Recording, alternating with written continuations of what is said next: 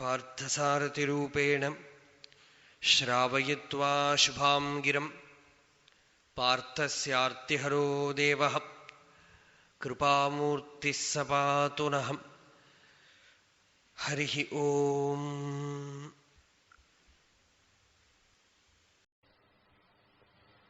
അധ്യാത്മ തപസ്, ജ്ഞാന തപസ്. ഭഗവാൻ ജ്ഞാന തപസാ ബഹവോ പൂതാഹ മദ്ഭാവമാഗതാഹ എന്ന് ഭഗവാൻ ഭഗവത്ഗീതയില് പറയണം. ആന്തരികമായ തപസ്, അധ്യാത്മ സാധന എന്ന് പറയണത് ബാഹ്യസാധന. ഇപ്പൊ ജപം ചെയ്യാം, ഭാഗവത പാരായണം ചെയ്യാം,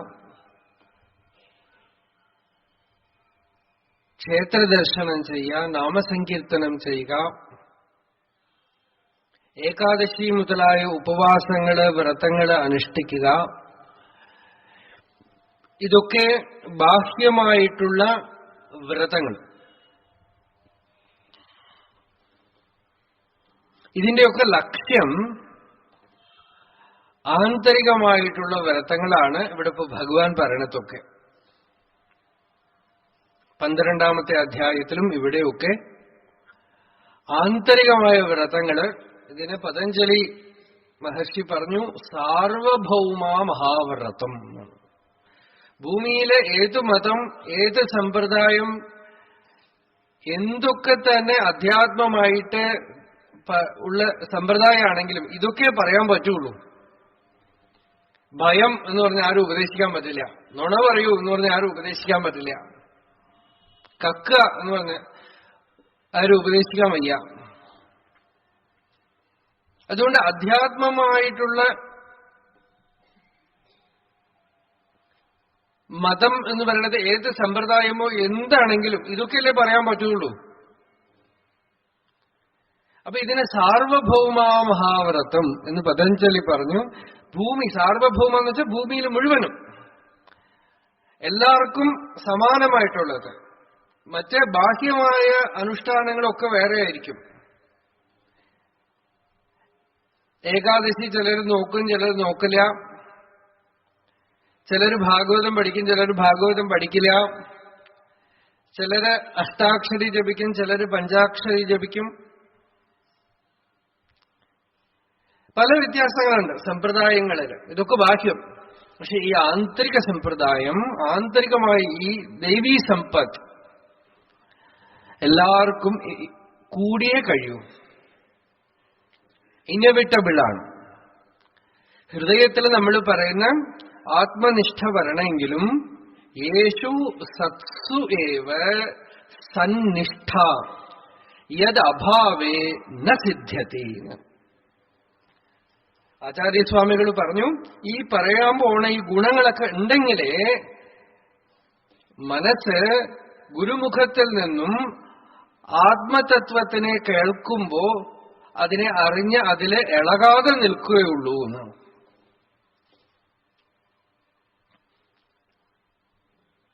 യത് അഭാവേ, ഈ ദൈവീ ഗുണങ്ങളുടെ അഭാവത്തില് നസിദ്ധ്യത, ഈ ഹൃദയത്തില് നിൽക്കില്ല. അതുകൊണ്ട് പ്രയത്നേന സമ്പാദനീയാഹ, എല്ലാവിധത്തിലും ശ്രമിച്ച് ദോഷങ്ങളെ പതുക്കെ പതുക്കെ, അതാ ചിത്തശുദ്ധി എന്ന് പറയുന്നത് എന്താ? ഇതൊക്കെ തന്നെ സമ്പാദിക്കൽ തന്നെയാണ് ചിത്തശുദ്ധി. അപ്പൊ നമ്മൾ സാധന പലരും ചോദിക്കും സാധന. ഇന്നലെ ഒരു ആള് ചോദിച്ചു ഭക്തി യോഗമല്ലേ വലുതെന്ന് ചോദിച്ചു. ഇത് തന്നെയാണ് ഭക്തി. ഭഗവാൻ പറയണത് അനുസരിക്കലാണ് ഭക്തി. ഭഗവാൻ ഭാഗവതത്തിൽ പറഞ്ഞു എന്താണ് ഭാഗവത ധർമ്മം എന്ന് ചോദിച്ചു. ഏവൈ ഭഗവതാ പ്രോക്താഃ ഉപായാഹി ആത്മലബ്ധയേ അഞ്ജഃ പുംസാം അവിദുഷാം വിദ്ധി ഭാഗവതാൻ ഹി താൻ. ഭക്തിമാർഗം എന്ന് പറഞ്ഞാൽ എന്താ? ഭാഗവത ധർമ്മം എന്ന് പറഞ്ഞാൽ എന്താ? ഏവൈ ഭഗവതാ പ്രോക്താഃ,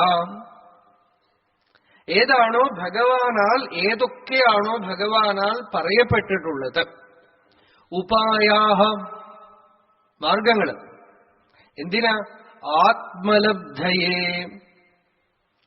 ആത്മലാഭത്തിനായിട്ട്, ആത്മജ്ഞാനത്തിനായിട്ട്, സ്വരൂപജ്ഞാനത്തിനായിട്ട്. ആത്മലബ്ധയെ അഞ്ജഃ പുംസാം അവിദുഷാം.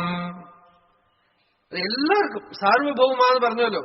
അറിവുള്ളവർക്ക് എന്ന് മാത്രമല്ല, അറിവുള്ളവർക്കും അറിവില്ലാത്തവർക്കും എല്ലാവർക്കും സമാനമായിട്ട് ലളിതമായി എന്തൊക്കെ ഭഗവാനാൽ വഴി പറയപ്പെട്ടിട്ടുണ്ടോ, വിദ്ധി ഭാഗവതാം ഹി താൻ, അതിനെ ഭാഗവത ധർമ്മം എന്നറിഞ്ഞുകൊള്ളുക.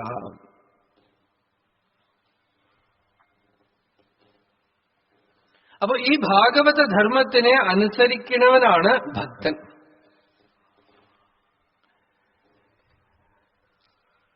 മനസ്സ് എന്ന് പറഞ്ഞാൽ എന്താ? ഇതിന് ഓപ്പോസിറ്റ്. അഭയം, സത്വസംശുദ്ധി ഒക്കെ പറയണ്ടല്ലോ. ജ്ഞാനയോഗ വ്യവസ്ഥിതി. ഇതിനെ തിരിച്ചിട്ട മനസ്സായി. ഭയം, അശുദ്ധി, അജ്ഞാനയോഗ വ്യവസ്ഥിതി മനസ്സ്. ഇതൊക്കെ ഓപ്പോസിറ്റ് വെച്ചോള. അത് മനസ്സ്. ഈ ഗുണങ്ങളൊക്കെ ഉണ്ടെങ്കിൽ അതിന് മനസ്സെന്ന് പറയാൻ വയ്യ. ദൈവീ സമ്പത്ത് നിറഞ്ഞിട്ടുള്ള ശക്തി അത് ഈശ്വരന്റെ ചിത്ശക്തിയെ തന്നെയാണ്. ചിത്ശക്തിയായിട്ട് മാറും. ഇന്നലെ നമ്മൾ പറഞ്ഞല്ലോ, nature, mind and you go beyond the mind. മൃഗങ്ങൾക്കൊക്കെ പ്രകൃതിയാണുള്ളത്. മൃഗങ്ങളുടെ മനസ്സെന്ന് നമ്മളൊന്ന് കാണണ്ടല്ലോ. നായ മറ്റൊരു നായ വന്നാൽ കടിക്കാൻ പോകും.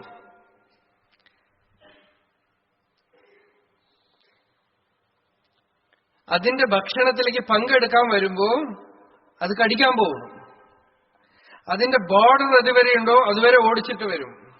അത് കഴിഞ്ഞാൽ പിന്നെ പോവില്ല. അത് മറ്റേ നായെ ആ ബോർഡറിന്റെ ഉള്ളിൽ പോയിട്ട് അത് ഉറങ്ങിക്കിടക്കുമ്പോ കടിച്ചു കൊന്നിട്ട് വരണം എന്ന് പറഞ്ഞ് പ്ലാൻ ചെയ്ത് 4 നായ്ക്കളെ കൂട്ടിക്കൊണ്ട് ശണ്ട കൂടാനൊന്നും പോവില്ല. മറ്റേ നായെ കൊല്ലാനായിട്ട് അതെന്തെങ്കിലും ആയുധമൊന്നും കണ്ടുപിടിക്കില്ല. അത് വരുന്ന സമയത്ത് അതിന്റെ ആ റിയാക്ഷൻ ഉണ്ടല്ലോ, അത് നേച്ചറാണ്, പ്രകൃതിയാണ്, മൈൻഡല്ല. മൈൻഡാണെങ്കിൽ ഇതൊക്കെ ഉണ്ടാവും. ആയുധം കണ്ടുപിടിക്കും, അത് മറ്റു നായ്ക്കളെ കൂട്ടുപിടിക്കും, ഒക്കെ ചെയ്യും അല്ലേ? മനസ്സില്ല. അപ്പൊ അത് പ്രകൃതി, നേച്ചർ. അത് മനുഷ്യനിലേക്ക് വരുമ്പോ മനസ്സായിട്ട് മാറുന്നു. പതുക്കെ പതുക്കെ സർവാത്മഭാവത്തിനുള്ള പുറപ്പാടാണ് മൈൻഡ്. അത് നേച്ചറിന് വിട്ടു തന്നെ തന്നെ വിട്ടുനിന്ന് അറിയാൻ തുടങ്ങി. അതിൽ വൈകല്യങ്ങളൊക്കെ കാണും.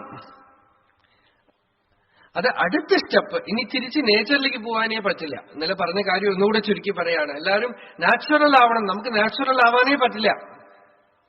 Nature is over for you, finished, കഴിഞ്ഞു. ഇനി നിങ്ങൾക്ക് ഒന്നേ ഉള്ളൂ, മനസ്സിനപ്പുറം പോവാം. ഇങ്ങോട്ട് പോകാൻ വയ്യ. നേച്ചർ മൃഗങ്ങൾക്കുള്ളതാണ്. അത് ഈശ്വരനായി വിധിച്ചിട്ടുള്ളതാണ്. മൃഗങ്ങൾക്കും പക്ഷികൾക്കും മനുഷ്യേതര പ്രാണികൾക്കൊക്കെ തന്നെ ഭഗവാനായിട്ട് കൊടുത്തിട്ടുള്ള ഇന്റലിജൻസിനെയാണ് നമ്മൾ ഇൻസ്റ്റിങ്ക്ട് മൈൻഡ്, മനസ്സെന്നൊക്കെ പറയുന്നത്. അത് മനുഷ്യനിൽ വരുമ്പോ അത് അറിവായിട്ട് മാറുന്നു.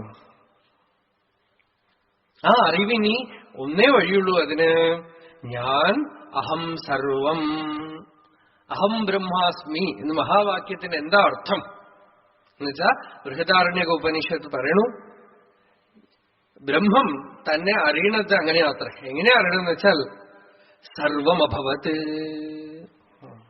അതായത് ഞാൻ തന്നെ എല്ലാമായിരിക്കണമെന്ന് അറിയാണ്.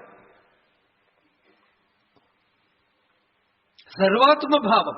ഇനി അങ്ങടക്കേ പോകാൻ പറ്റുള്ളൂ. അതുവരെയ്ക്കും നമ്മൾ വൈകല്യം ഉണ്ടായിക്കൊണ്ടേയിരിക്കും, ദൗർബല്യം ഉണ്ടായിക്കൊണ്ടേയിരിക്കും. അതുവരയ്ക്കും നമ്മളില് ഇന്നലെ പറഞ്ഞ രീതിയില് ഭയം ഉണ്ടായിക്കൊണ്ടേയിരിക്കും. എന്തെങ്കിലും ഒരു ഭയം. ഭോഗേ രോഗഭയം, കുലേ ച്യുതിഭയം, വിത്തേ നൃപാലാത് ഭയം മാനേ ദൈന്യഭയം ബലേ വിപുഭയം രൂപേ ജരായാ ഭയം ശാസ്ത്രേ വാദിഭയം ഗുണേ ഖലഭയം കായേ കൃതാന്താത് ഭയം സർവം വസ്തുഭയാന്വിതം ഭുവി നൃണാം വൈരാഗ്യമേവ അഭയം.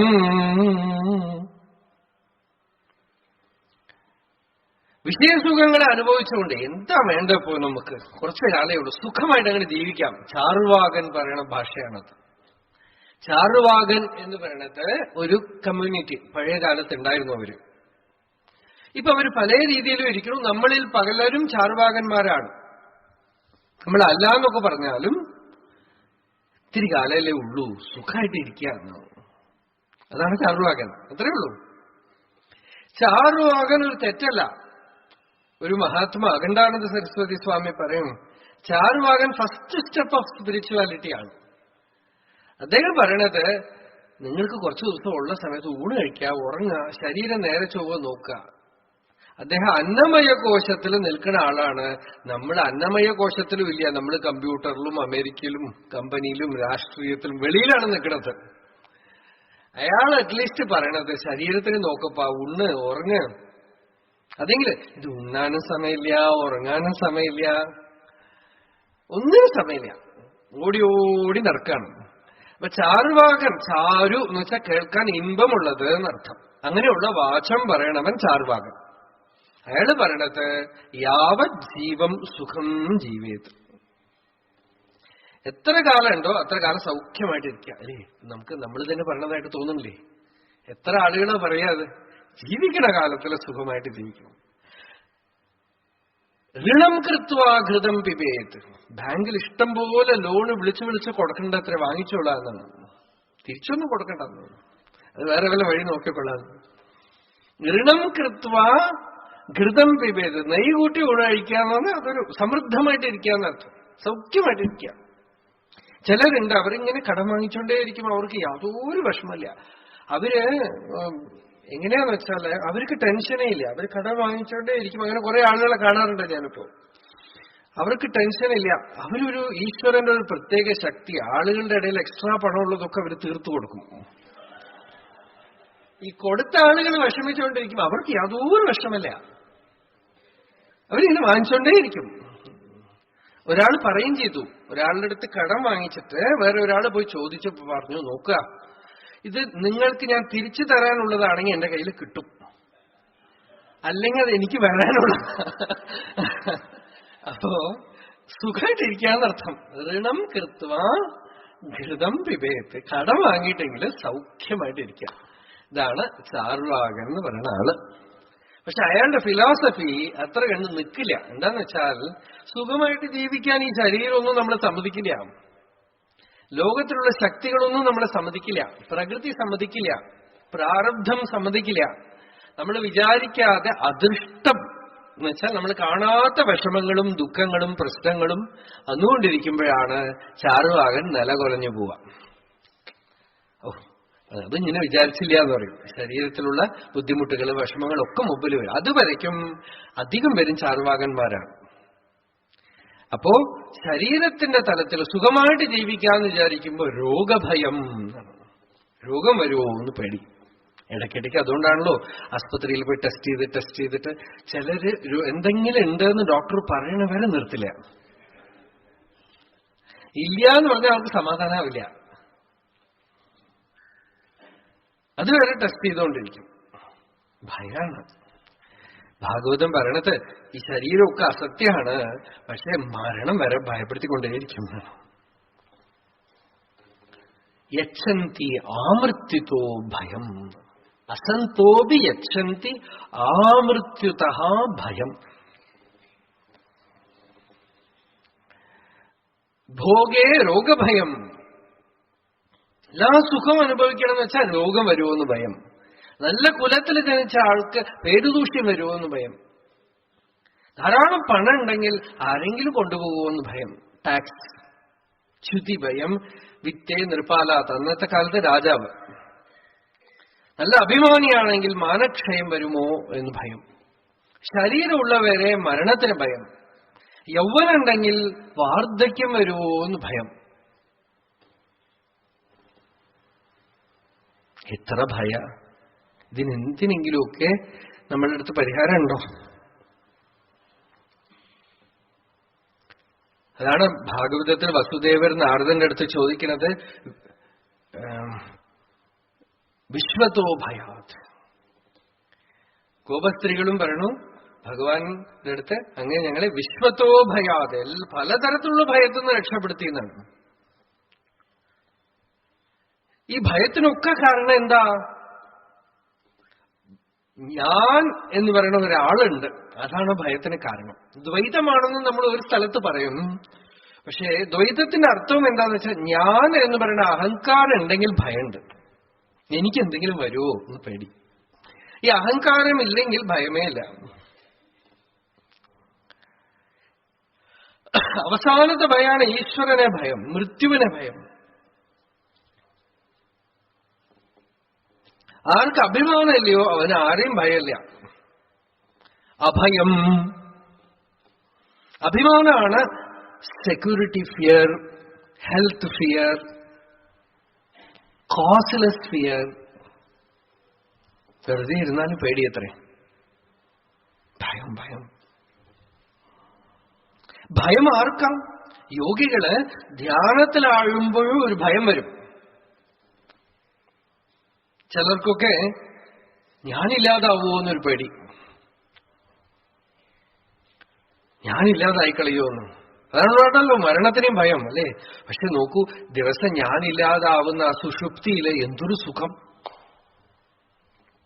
സുഖമായി ഉറങ്ങുമ്പോ ഞാനില്ലാതാവണു. ദിവസം ഈ ഞാനില്ലാതെ ഇരിക്കണ ഒരവസ്ഥ നമുക്ക് അനുഭവം ഉണ്ടായിട്ടും ഞാനിനെ പിടിച്ചുകൊണ്ടിരിക്കണം എന്നുള്ളതാണ് ഒരു വിരോധാഭാസം. ഞാനില്ലാതെ ഇരിപ്പുണ്ട് എന്നുള്ളതിന്റെ ഡെയിലി ഡെമോൺസ്ട്രേഷനാണ് ഡീപ് സ്ലീപ്പ്. എന്നിട്ടും ഈ ഞാൻ വേണം, പേഴ്സണാലിറ്റി ഡെവലപ്മെന്റ് ക്ലാസ് വേണം,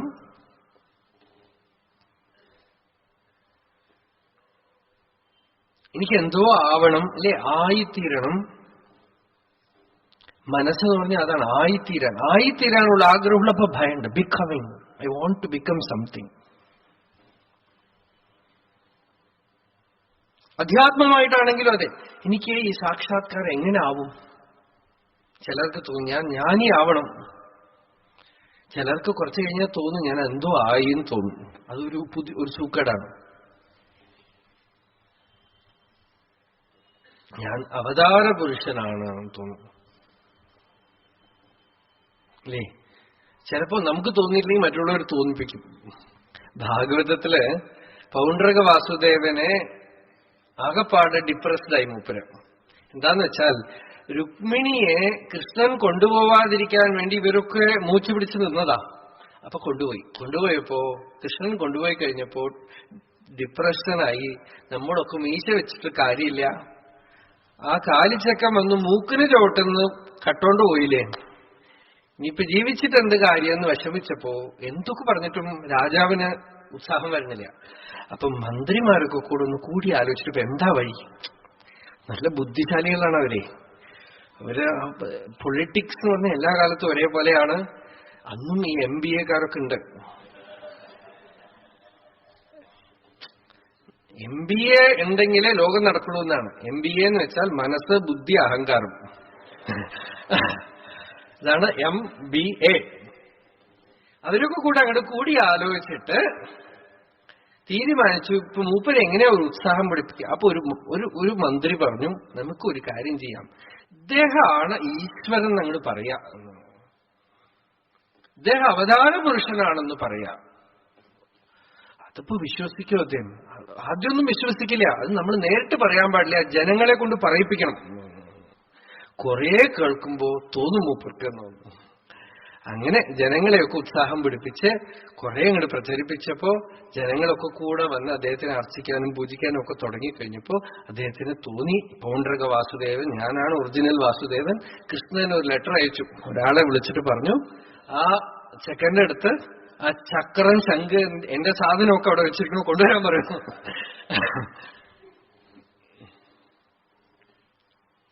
അപ്പോ എന്തോ ആവുക അല്ലേ, ആയിത്തീരണം. സർവമഭവത്ത് ആവാം. എപ്പ ആവുമെന്ന് വെച്ചാൽ സുഷുപ്തിയില് നമ്മൾ എങ്ങനെ ഇരിക്കണം, പൂർണ്ണമായിട്ടിരിക്കണം. അതേപോലെ ജ്ഞാനാവസ്ഥയിലും ജാഗ്രത്തിലും എപ്പോ അഭിമാനം ഇല്ലാതായോ അപ്പൊ നമ്മളെല്ലാമാണ്. നമ്മൾ ആവാനൊന്നുമില്ല, നമ്മളെല്ലാമാണ്. സർവാത് അഥേഹ ധന്യാഹ ഭഗവന്ത യുദ്ധം യദ് വാസുദേവേ അഖില ലോകനാഥേ കുർവന്തി സർവാത്മകം ആത്മഭാവം നയത്ര ഭൂയ പരിവർത്ത ഉഗ്രഹ. ഉഗ്രമായി പരിവർത്തമൊക്കെ അവസാനിച്ചു. എപ്പോഴാ? കുർവന്തി സർവാത്മകം ആത്മഭാവം. വാസുദേവ സർവമിതി. ഞാനേ ഇവിടെ ഇല്ലാതായ അലയ്ക്ക് കടലാവാൻ എന്താ വഴി? അലയില്ലാതാവണം അല്ലേ? ഒരു കുമിളയ്ക്ക് സമുദ്രമാവണമെങ്കിൽ എന്ത് വേണം? കുമിള അങ്ങോട്ട് പൊട്ടിപ്പോയാ സമുദ്രമായി. അതുപോലെ ഞാനായിട്ട് അങ്ങോട്ട് ഇല്ലാതായാൽ അഖണ്ഡമായി, പൂർണ്ണമായി. ആ പൂർണ്ണത്വത്തിൽ ഭയമില്ല. കുമിളയായിട്ടിരിക്കുമ്പോ ഭയമുണ്ട്, അലയായിട്ടിരിക്കുമ്പോ ഭയമുണ്ട്. ഈശ്വരനിൽ നിന്ന് പിരിഞ്ഞിരുന്ന ഭയമുണ്ട്. ഭയം ദ്വിതീയാഭിനിവേശത സ്യാത് ഈശാത് അഭേദസ്യ വിപര്യയോ സ്മൃതി തന്മായയാതോ ബുധ ആഭജത്തം ഭക്തിഗേശം ഗുരുദേവതാത്മാ. ഭയം ദ്വിതീയ അഭിനിവേശത സ്യാത്. ഭാഗവതം പറഞ്ഞു ഭയത്തിന് കാരണം എന്താ? ദ്വിതീയത്തിനെ പോയി പിടിച്ചു. ദ്വിതീയം അവിടെ കാണും. വളരെ ജാഗ്രതയാണ് ഋഷിവചസ്. ദ്വിതീയം അവിടെ കാണും, രണ്ടാമത് വസ്തു കാണും. നീ പോയി ഓരോന്നായിട്ട് കയറി പിടിച്ച് ഇത് ഉണ്ടെന്ന് പറഞ്ഞ അഭിനിവേശം. ആ അഭിനിവേശം കാരണം എന്താ? You lose touch with the source. You are estranged from the source. മൂലത്തിൽ നിന്നും പിരിഞ്ഞുപോയി. അങ്ങോട്ട് പോവാൻ, പുറത്ത്. ഈശാദഭേദസ്യ. ഈശ്വരനിൽ നിന്നും ഞാൻ വേറെ, ഈശ്വരൻ വേറെ. ഞാനെന്നും ഈശ്വരനെന്നും പിളർന്നളവ് ജ്ഞാനദ്വയങ്ങൾ. പിളർന്നു. ആ പിളർന്നു നിൽക്കുമ്പോ എന്താ? വലിയ ഒരു ദുരിതത്തിന് കാരണമാണ്. ഈ ഞാൻ എല്ലാ ദുഃഖങ്ങളും അനുഭവിക്കും. ഈ ഞാൻ എന്താണ്, ഞാൻ എന്നുള്ള അഭിമാനത്തിന്റെ സ്വരൂപം എന്താണെന്ന് ആരായുമ്പോഴോ ഈ അഭിമാനം വാസ്തവമേ അല്ല, അവിടെ അഖണ്ഡമായ, പൂർണ്ണമായ, ശുദ്ധമായ, ചിന്മാത്രമായ വസ്തു മാത്രമേ ഉള്ളൂ. അതില് ഈ അഭിമാനം ഒരു തോന്നൽ, കയറിൽ പാമ്പ് പോലെ തോന്നുകയാണ്. ലൈറ്റ് അടിക്കുമ്പോ പാമ്പില്ല, കയറേ ഉള്ളൂ. അതുപോലെ ഈ അഭിമാനത്തിന്റെ സ്വരൂപം എന്താണെന്ന് നോക്കുമ്പോ അഭിമാനം അവിടെ ഇല്ല, നിത്യശുദ്ധമായ പൂർണ്ണമായ സത്ത് മാത്രമേ ഉള്ളൂ. ആ സത്തിനെ അറിഞ്ഞാൽ ഭയമില്ല. അഭയം. ഭഗവാനെ ആശ്രയിക്കണമെന്ന് ഭയമില്ല എന്ന് പറഞ്ഞു. ഈ അഹങ്കാരം വെളിയിലുള്ള ദ്രവ്യങ്ങളെയൊക്കെ പിടിച്ചിരിക്കുന്നിടത്തോളം ഭയമുണ്ട്. കാരണം നമ്മൾ എന്തൊക്കെ വസ്തുക്കളെ പിടിക്കുന്നു. മൈത്രേയിയോട് യാജ്ഞവൽക്യൻ പറയുന്നു, മൈത്രേയി നീ എന്തിനെയൊക്കെ ആശ്രയിക്കണോ അതൊക്കെ എന്നെങ്കിലും ഒരു ദിവസം നിനക്ക് ദുഃഖം തന്നു വിട്ടുപോകും. അതിപ്പോ എല്ലാവർക്കും അറിയാം അല്ലേ? അറിയണത് കൊണ്ട് തന്നെ ഭയമാണ്. കാരണം ഇത് വിട്ടുപോവോ, അത് വിട്ടുപോവോ, ഇതിനെന്തെങ്കിലും ആവോ അല്ലേ? എവിടെ നോക്കിയാലും ആർക്കെങ്കിലും എന്തെങ്കിലും ആവോ, നമുക്ക് വിട്ടുപോവോ പേടിയാണ്. ശരീരത്തിന് എന്തെങ്കിലും ആവോ, മറ്റുള്ളവരുടെ ശരീരത്തിന് എന്തെങ്കിലും ആവോ.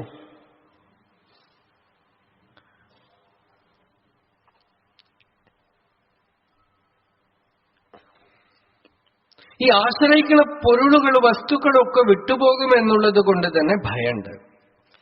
ഈ ഭയത്തിനൊരു നിവൃത്തി എന്താ? ബുധ ആഭജേത് തം. ഭക്തന്റെ എന്ത് ചെയ്യണം? ഭഗവാനെ ആശ്രയിച്ചുകൊണ്ട് തന്നെ ഇരിക്കുക. നിത്യവസ്തുവിനെ ആശ്രയിക്കുക, അനിത്യദ്രവ്യങ്ങളെയൊക്കെ ഉപയോഗിക്കുക. നമ്മളെന്താ ചെയ്യണമെന്ന് വെച്ചാൽ അനിത്യദ്രവ്യങ്ങളെയൊക്കെ ആശ്രയിക്കണു. പണത്തിനെ ആശ്രയിക്കണു, ഹെൽത്തിനെ ആശ്രയിക്കണു, യൗവനത്തിനെ ആശ്രയിക്കണു, ബന്ധുക്കളെ ആശ്രയിക്കണു. ഭഗവാനെ ഇതിനൊക്കെ ഉപയോഗിക്കാൻ പറ്റുമോ നോക്കൂ. ഈശ്വരനെ ഇതിനൊക്കെ വേണ്ടിയിട്ട് ഉപയോഗിക്കാൻ പറ്റുമോ നോക്കൂ. ഭഗവാൻ പറയണത് നീ എന്നെ ആശ്രയിച്ചിട്ട് അതിനെ ഉപയോഗിക്കൂ. നീ തലകീഴായിട്ടിട്ടാ, നീ എന്നെ ആശ്രയിക്കൂ. മാം ആശ്രിത്യ യതനം കുരു മാം അനുസ്മര യുദ്ധച്ച്. ഭഗവാൻ തിരിച്ച് പറയണതാണ്, നീ എന്നെ ആശ്രയിക്കുക, നിത്യവസ്തുവായിട്ട് ഞാൻ മാത്രമേ ഉള്ളൂ എന്ന് അറിഞ്ഞുകൊള്ള, എന്നിട്ട് ലോകത്തിൽ ജീവിക്കാം. അന്യാശ്രയാണാം ത്യാഗ. നാരദൻ പറഞ്ഞു ഭക്തിസൂത്രത്തിൽ, ശരണാഗതി എന്ന് വെച്ചാൽ എന്താ? ഭഗവാൻ ഒഴിച്ച് ബാക്കിയൊന്നും ഞാൻ ആശ്രയിക്കണേയില്ല. ഉപയോഗിക്കും, എല്ലാം ഉപയോഗിക്കും. ലോകത്തിലെ എന്തൊക്കെ ദ്രവ്യങ്ങളുമായി എനിക്ക് സംബന്ധമുണ്ടോ അതിനെയൊക്കെ ഉപയോഗിക്കും, പ്രയോജനപ്പെടുത്തും, ധാർമ്മികമായിട്ട് ഉപയോഗിക്കും. ആശ്രയിക്കില്ല. ധാർമ്മികമായിട്ട് ഉപയോഗിക്കുന്നത് എപ്പോഴേ പറ്റുമെന്ന് വെച്ചാൽ, എപ്പോ ആശ്രയം ഇല്ലയോ അപ്പോഴേ പറ്റുള്ളൂ. ആശ്രയം ഉണ്ടെങ്കിൽ അധർമ്മം വന്നു. ആശ്രയം ഈശ്വരന്റെ അടുത്താണ്. ലോകത്തിലുള്ള ദ്രവ്യങ്ങളെയൊക്കെ തന്നെ ധർമ്മത്തിന്റെ വരമ്പിന്റെ ഉള്ളിൽ നിന്നുകൊണ്ട് ഉപയോഗിച്ചു. അപ്പോ ഭയമൊന്നുമില്ല. അഭയം, ഫിയർലെസ്നെസ്. നോക്കൂ, ഈ ഒരേ ഒരു വാക്ക് വെച്ചുകൊണ്ട് തന്നെ നമുക്ക് 7 ദിവസം വേണമെങ്കിൽ ചെയ്യാം. ഇപ്രാവശ്യം ഗീതായജ്ഞ എന്താ? അഭയം.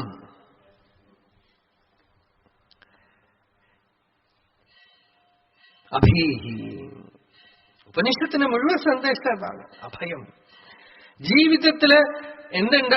ഭയമുണ്ട്. സംസാരം എന്ന് വെച്ചാൽ എന്താ? ഭയം. ആത്മജ്ഞാനം എന്ന് വെച്ചാൽ എന്താ? അഭയം. അത്രയേ ഉള്ളൂ.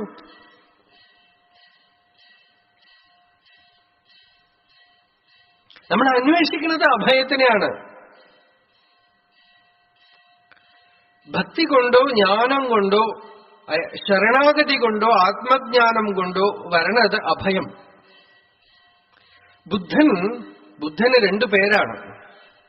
ഒന്ന് ശാക്യസിംഹം എന്ന് പേര്, മറ്റൊരു പേര് എന്താന്ന് വെച്ചാൽ ഭവഭീരു എന്ന് പേര്. ഒരു പേര് പേടിത്തൊണ്ടെന്നാണ്, വേറൊരു പേര് സിംഹം എന്നാണ്. ഭവഭീരു, സംസാരത്തിനെ കണ്ട് ഭയപ്പെട്ട ആള്. മറ്റൊരു പേരെന്താന്ന് വെച്ചാൽ ശാക്യസിംഹം എന്നാണ്. ശാക്യവംശത്തിലെ സിംഹം എന്നാണ്. അദ്ദേഹം സംസാരത്തിനെ കണ്ട് ഭയപ്പെട്ടു. യതി ജന്മ ജരാ മരണം ന ഭവേത്, യതി ചേഷ്ട വിയോഗ ഭയം ന ഭവേത്, യതി സർവമനിത്യമിദം ന ഭവേത്, ഇഹ ജന്മനി കസ്യ രതിർന ഭവേത്. ബുദ്ധൻ പറഞ്ഞു, ഇവിടെ ജന്മ ജര മൃത്യു ഇതൊക്കെ ഉള്ളതുകൊണ്ട് ഭയണ്ട ഉള്ളിലെന്നാണ്. അതൊന്നും ഇല്ലായിരുന്നുവെങ്കിൽ ഞാൻ സൗഖ്യമായിട്ട് രാജാവായിട്ട് തന്നെ ഇരിക്കാം. ഇതൊക്കെ പോയി പോകുമല്ലോ. ഇതൊന്നും ഇല്ലെങ്കിൽ കസ്യ രതിർന ഭവേത്, ആര് തന്നെ ഇങ്ങനെ ലോകത്തിൽ സൗഖ്യമായിട്ട് ഇരിക്കാമല്ലോ. ഇതൊക്കെ ഞാൻ കണ്ടു, ഇതൊക്കെ ചതിക്കും എന്ന് കണ്ടു. അപ്പൊ എന്തായി? ഏതാണോ ചതിക്കാത്തത്? ഒരു സ്വാമിയുടെ അടുത്ത് ഒരു പയ്യൻ ചെന്ന് ചോദിച്ചു, ഈ ബ്രഹ്മചാരി എന്ന് വെച്ചാൽ എന്താന്ന് ചോദിച്ചു.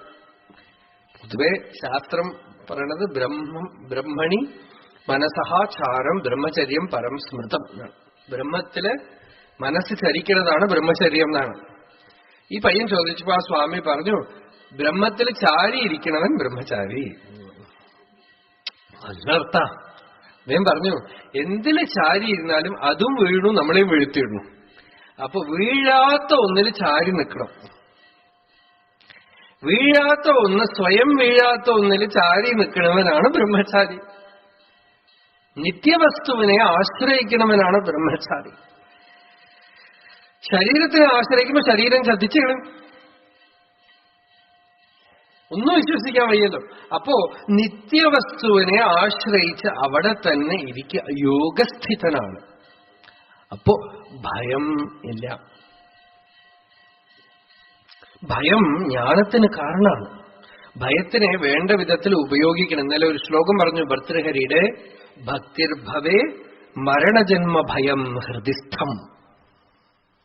ഭയം എവിടെ ഇരിക്കണോ അവിടെ ഇരിക്കണം. നമ്മളുടെ വികാരങ്ങളൊന്നും വേണ്ടാത്തതല്ല. നമ്മളുടെ ഉള്ളിൽ എന്തൊക്കെ വികാരമുണ്ടോ അത് പ്രകൃതിയാണ്. It should be put in perfect order, അത്രയേ ഉള്ളൂ. അതിൽ ഭയത്തിന് എന്താ സ്ഥാനം എന്ന് വെച്ചാൽ ഭർതൃഹരി പറഞ്ഞു, മരണജന്മ ഭയം ഹൃദിസ്ഥം. പുനരപി ജനനം പുനരപി മരണം, പുനരപി ജനനി ജഠരേ ശയനം. ആ ഒരു ഫിയർ, ഭയം. അജ്ഞാനത്തോടുകൂടെ ഇരുന്നാൽ അതിന്റെ ആഫ്റ്റർ ഇഫക്റ്റ് ആയിട്ട് വരുന്ന മിസറി, സഫറിങ്, ദുഃഖം, അത് മുമ്പിൽ കാണണോ? അത് കാണുന്നുണ്ടെങ്കിലേ ഗീതയും ഇതൊക്കെ നമുക്ക് പ്രയോജനപ്പെടുള്ളൂ. അജ്ഞാനം എന്ന് പറയുന്നത് ക്യാൻസറിനെക്കാളും ഭയങ്കരമായ ഒരു രോഗമാണെന്ന് നിങ്ങൾക്ക് തോന്നുന്നുണ്ടെങ്കിൽ, ആത്മജ്ഞാനമില്ലാതിരിക്കുക എന്നുള്ളത് ഒരു വലിയ ദുഃഖമായിട്ട് തോന്നുന്നുണ്ടെങ്കിൽ, അവിടെ ജന്മ മൃത്യു ജരാ വ്യാധി ദുഃഖ ദോഷാനുദർശനം ഇതൊക്കെ മുമ്പിൽ കാണുന്നുണ്ടെങ്കിൽ, ബുദ്ധനെ പോലെ അഥവാ വേദാന്തം പറയണ പോലെ തലയ്ക്ക് തീ പിടിച്ച പോലെ സത്യത്തിനു വേണ്ടി ഉള്ളില് ഒരു തീവ്ര അഭിലാഷ വരുന്നുണ്ടെങ്കിൽ, സൂര്യൻ ഉദിക്കുന്നതിന് മുമ്പ് അരുണോദയം പോലെയാണത്. അധികം വൈകാതെ സത്യം സ്വയമേവ തന്റെ ആവരണം നീക്കി കാണിച്ചു തരും. അപ്പോ ഭഗവാൻ ഇവിടെ ദൈവീ സമ്പത്തിൽ ആദ്യമായിട്ട് അഭയം എന്നുള്ളത് പറഞ്ഞു. ഭയമില്ലാതിരിക്കുക. ഭക്തന് ഭയമില്ല. എന്താ ഭയമില്ലാതിരിക്കാൻ കാരണം എന്ന് വെച്ചാൽ ഈ ഭഗവാനെ ആശ്രയിച്ചു. അധ്യാത്മമാർഗത്തിൽ തിരിഞ്ഞതിന്റെ ആദ്യ ലക്ഷണം തന്നെ ഭയമില്ലായ്മയാണ്. പേടിയില്ല, അഭയം, പ്രസന്നത ഉള്ളില്. മരണത്തിന്, മുഖ്യമായും മരണത്തിന് ഭയമില്ല, വാർദ്ധക്യത്തിന് ഭയമില്ല, ശരീര അഭിമാനം കൊണ്ടുള്ള ഭയമില്ല, അഭയം. രണ്ടാമത് ഒരു ഗുണം പറഞ്ഞു, സത്വ സംശുദ്ധി. നമ്മളുടെ ഉള്ളില് രജോ ഗുണം, തമോ ഗുണം, സത്വ ഗുണം, 3 ഗുണമുണ്ട്. ഈ 3ഉം എല്ലാവരുടെ ഉള്ളിലുണ്ടാവും. അതില്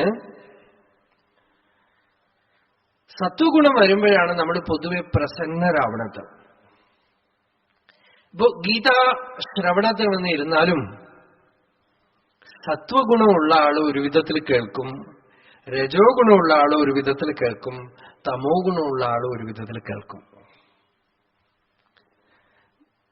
നമ്മൾ ഗുണത്തിനനുസരിച്ചാണ് ദൃഷ്ടിയും. സത്വഗുണിയെ ഒരു വിധത്തിൽ നോക്കും, രജോ ഗുണിയെ ഒരു വിധത്തിൽ നോക്കും, തമോ ഗുണിയെ ഒരു വിധത്തിൽ നോക്കും.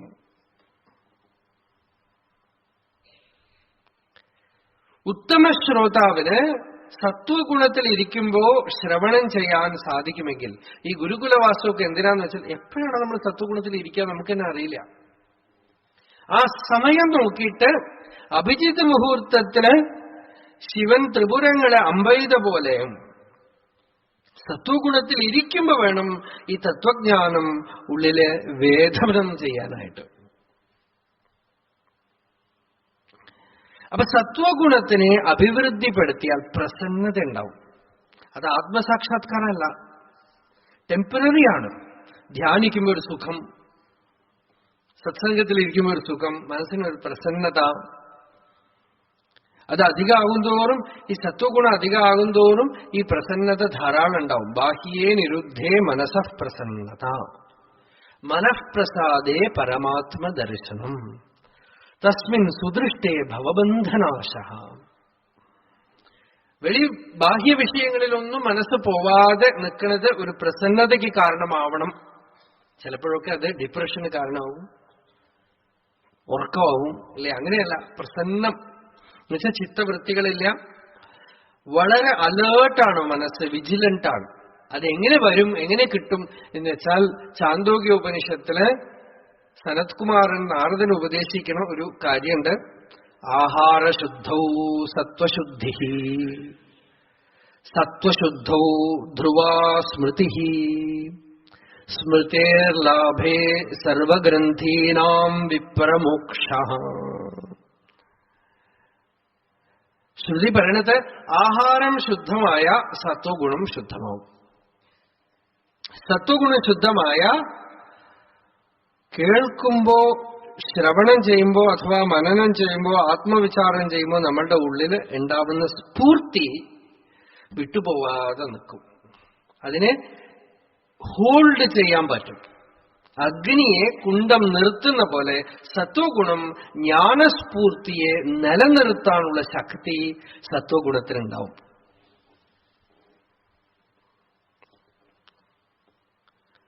അതിന് ആഹാരശുദ്ധി എന്ന് പറഞ്ഞു. ആഹാരം ബേസിക്കായിട്ട് ആദ്യമായിട്ട് അന്നം, ഭക്ഷിക്കണ അന്നം എന്ന് തന്നെ എടുക്കാം. അന്നമശിതം ത്രേധാ വിധീയത്തെ തസ്യ യസ്ഥവിഷ്ടോ ധാതുഃ തത്പുരീശം ഭവതി. യോ മധ്യമഃ തന്മാംസം യോ നിഷ്ഠസ്തന്മനഃ. ശ്രുതി അങ്ങനെ തന്നെ പറഞ്ഞു.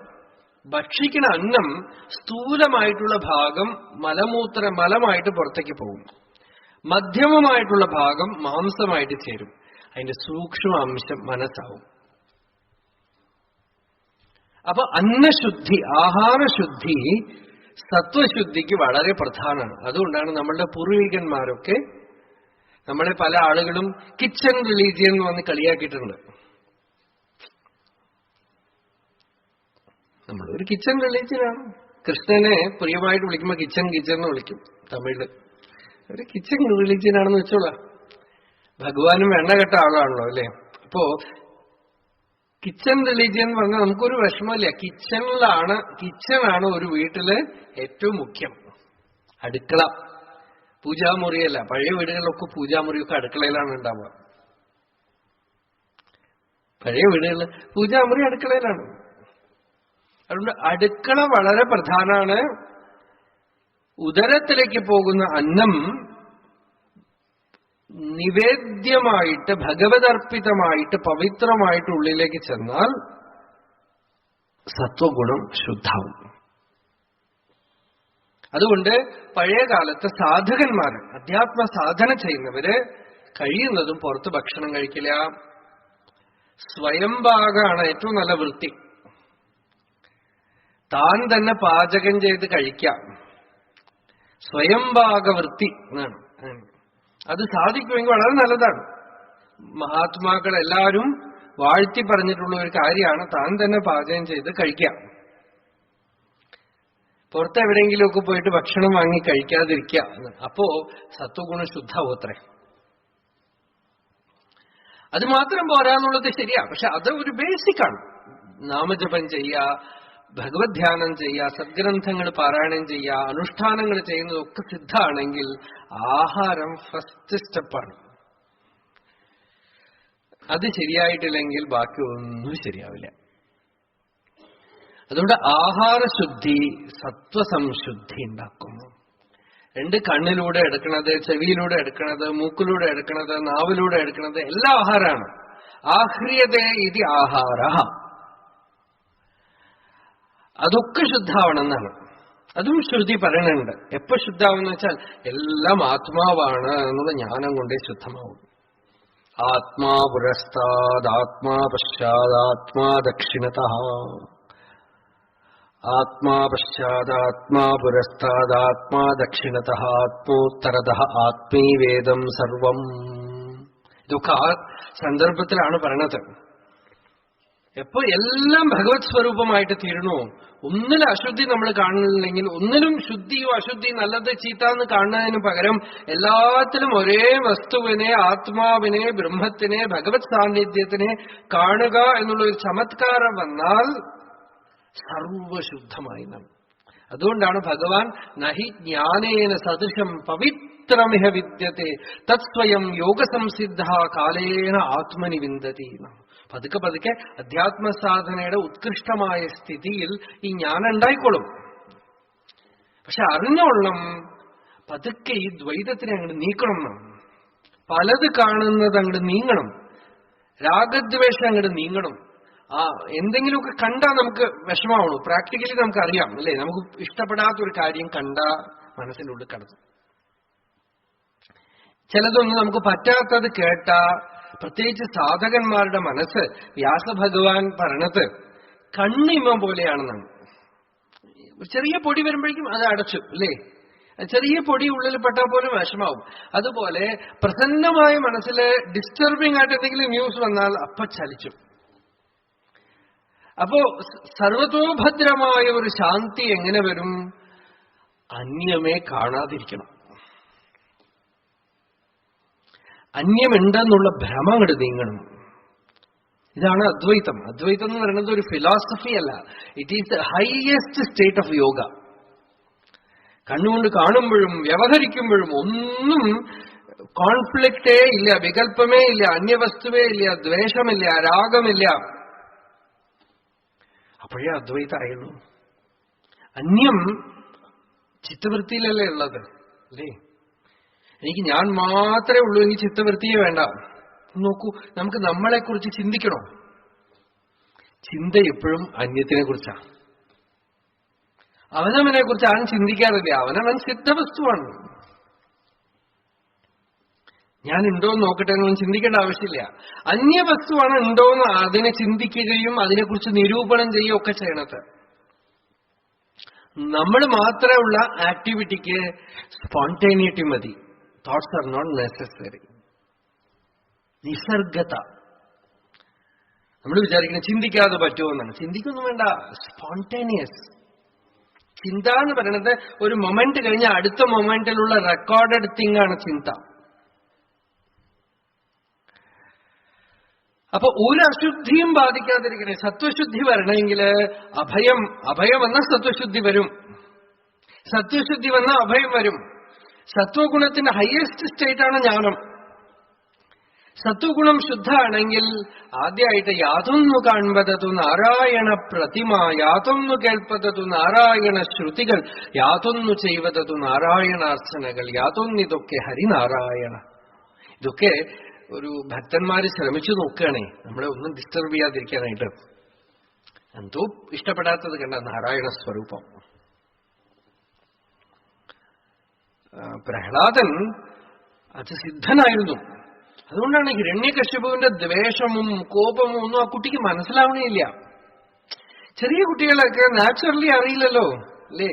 കാഞ്ചി പരമാചാര്യർ ഒരു ഉദാഹരണം പറഞ്ഞു. അദ്വൈതം എന്ന് വെച്ചാൽ എന്താ? കോൺഷ്യസ് ആയിട്ട് കുട്ടിയാവുകയാണ്. കുട്ടിക്ക് കള്ളനില്ല, ചീത്തയാളില്ല, കക്കണവനില്ല, ഒന്നും അറിയില്ല. അതിന് അദ്ദേഹം തന്നെ ഉദാഹരണം പറഞ്ഞു. ഞാൻ ചെറിയ കുട്ടിയായിരിക്കുമ്പോ കയ്യിലൊരു സ്വർണ്ണ വള ഉണ്ടായിരുന്നു. അപ്പോ ആ സമയത്തൊക്കെ ബ്രാഹ്മണ കുട്ടികളെന്ന് വെച്ചാൽ ആരാണെങ്കിലും ബഹുമാനിക്കും. അപ്പോ വഴി കൂടെ ഒരാൾ പോണു, ആ വള അങ്ങോട്ട് ലൂസായിട്ട് പൊട്ടിയിട്ട് വീണു ചോട്ടില്. അപ്പൊ വഴി കൂടി പോണ ഒരാളെ വിളിച്ചേ ഇവിടെ വാ എന്ന് വിളിച്ചു. ചെറിയ കുട്ടിയാ, 10-15 വയസ്സേ ഉള്ളൂ. വിളിച്ചിട്ട് പേരെന്താണെന്ന് ചോദിച്ചു. അത്രേ പൊന്നുസ്വാമി എന്ന് പറഞ്ഞു. ഇത് കൊണ്ടുപോയി റിപ്പയർ ചെയ്തിട്ട് വാന്ന് പറഞ്ഞു കൊടുത്തു. അത്രേ അയാൾ അതും കൊണ്ടുപോയി. അയാൾ പൊന്നുസ്വാമിയാണ്. അപ്പൊ ഇത് പറഞ്ഞിട്ട് പിന്നാലെ പറയണ്ട് അവൻ കള്ളനാണെന്നോ അവൻ മോഷ്ടിക്കുന്നോ ഒന്നും എനിക്കറിയില്ല. ആരുടെയും കൊടുത്താൽ അവന് റിപ്പയർ ചെയ്ത് തരുന്നു പറഞ്ഞ് സ്വർണ്ണ വള കൊടുത്തു. അയാൾ അതും എടുത്തോണ്ട് പോയിരുന്നു.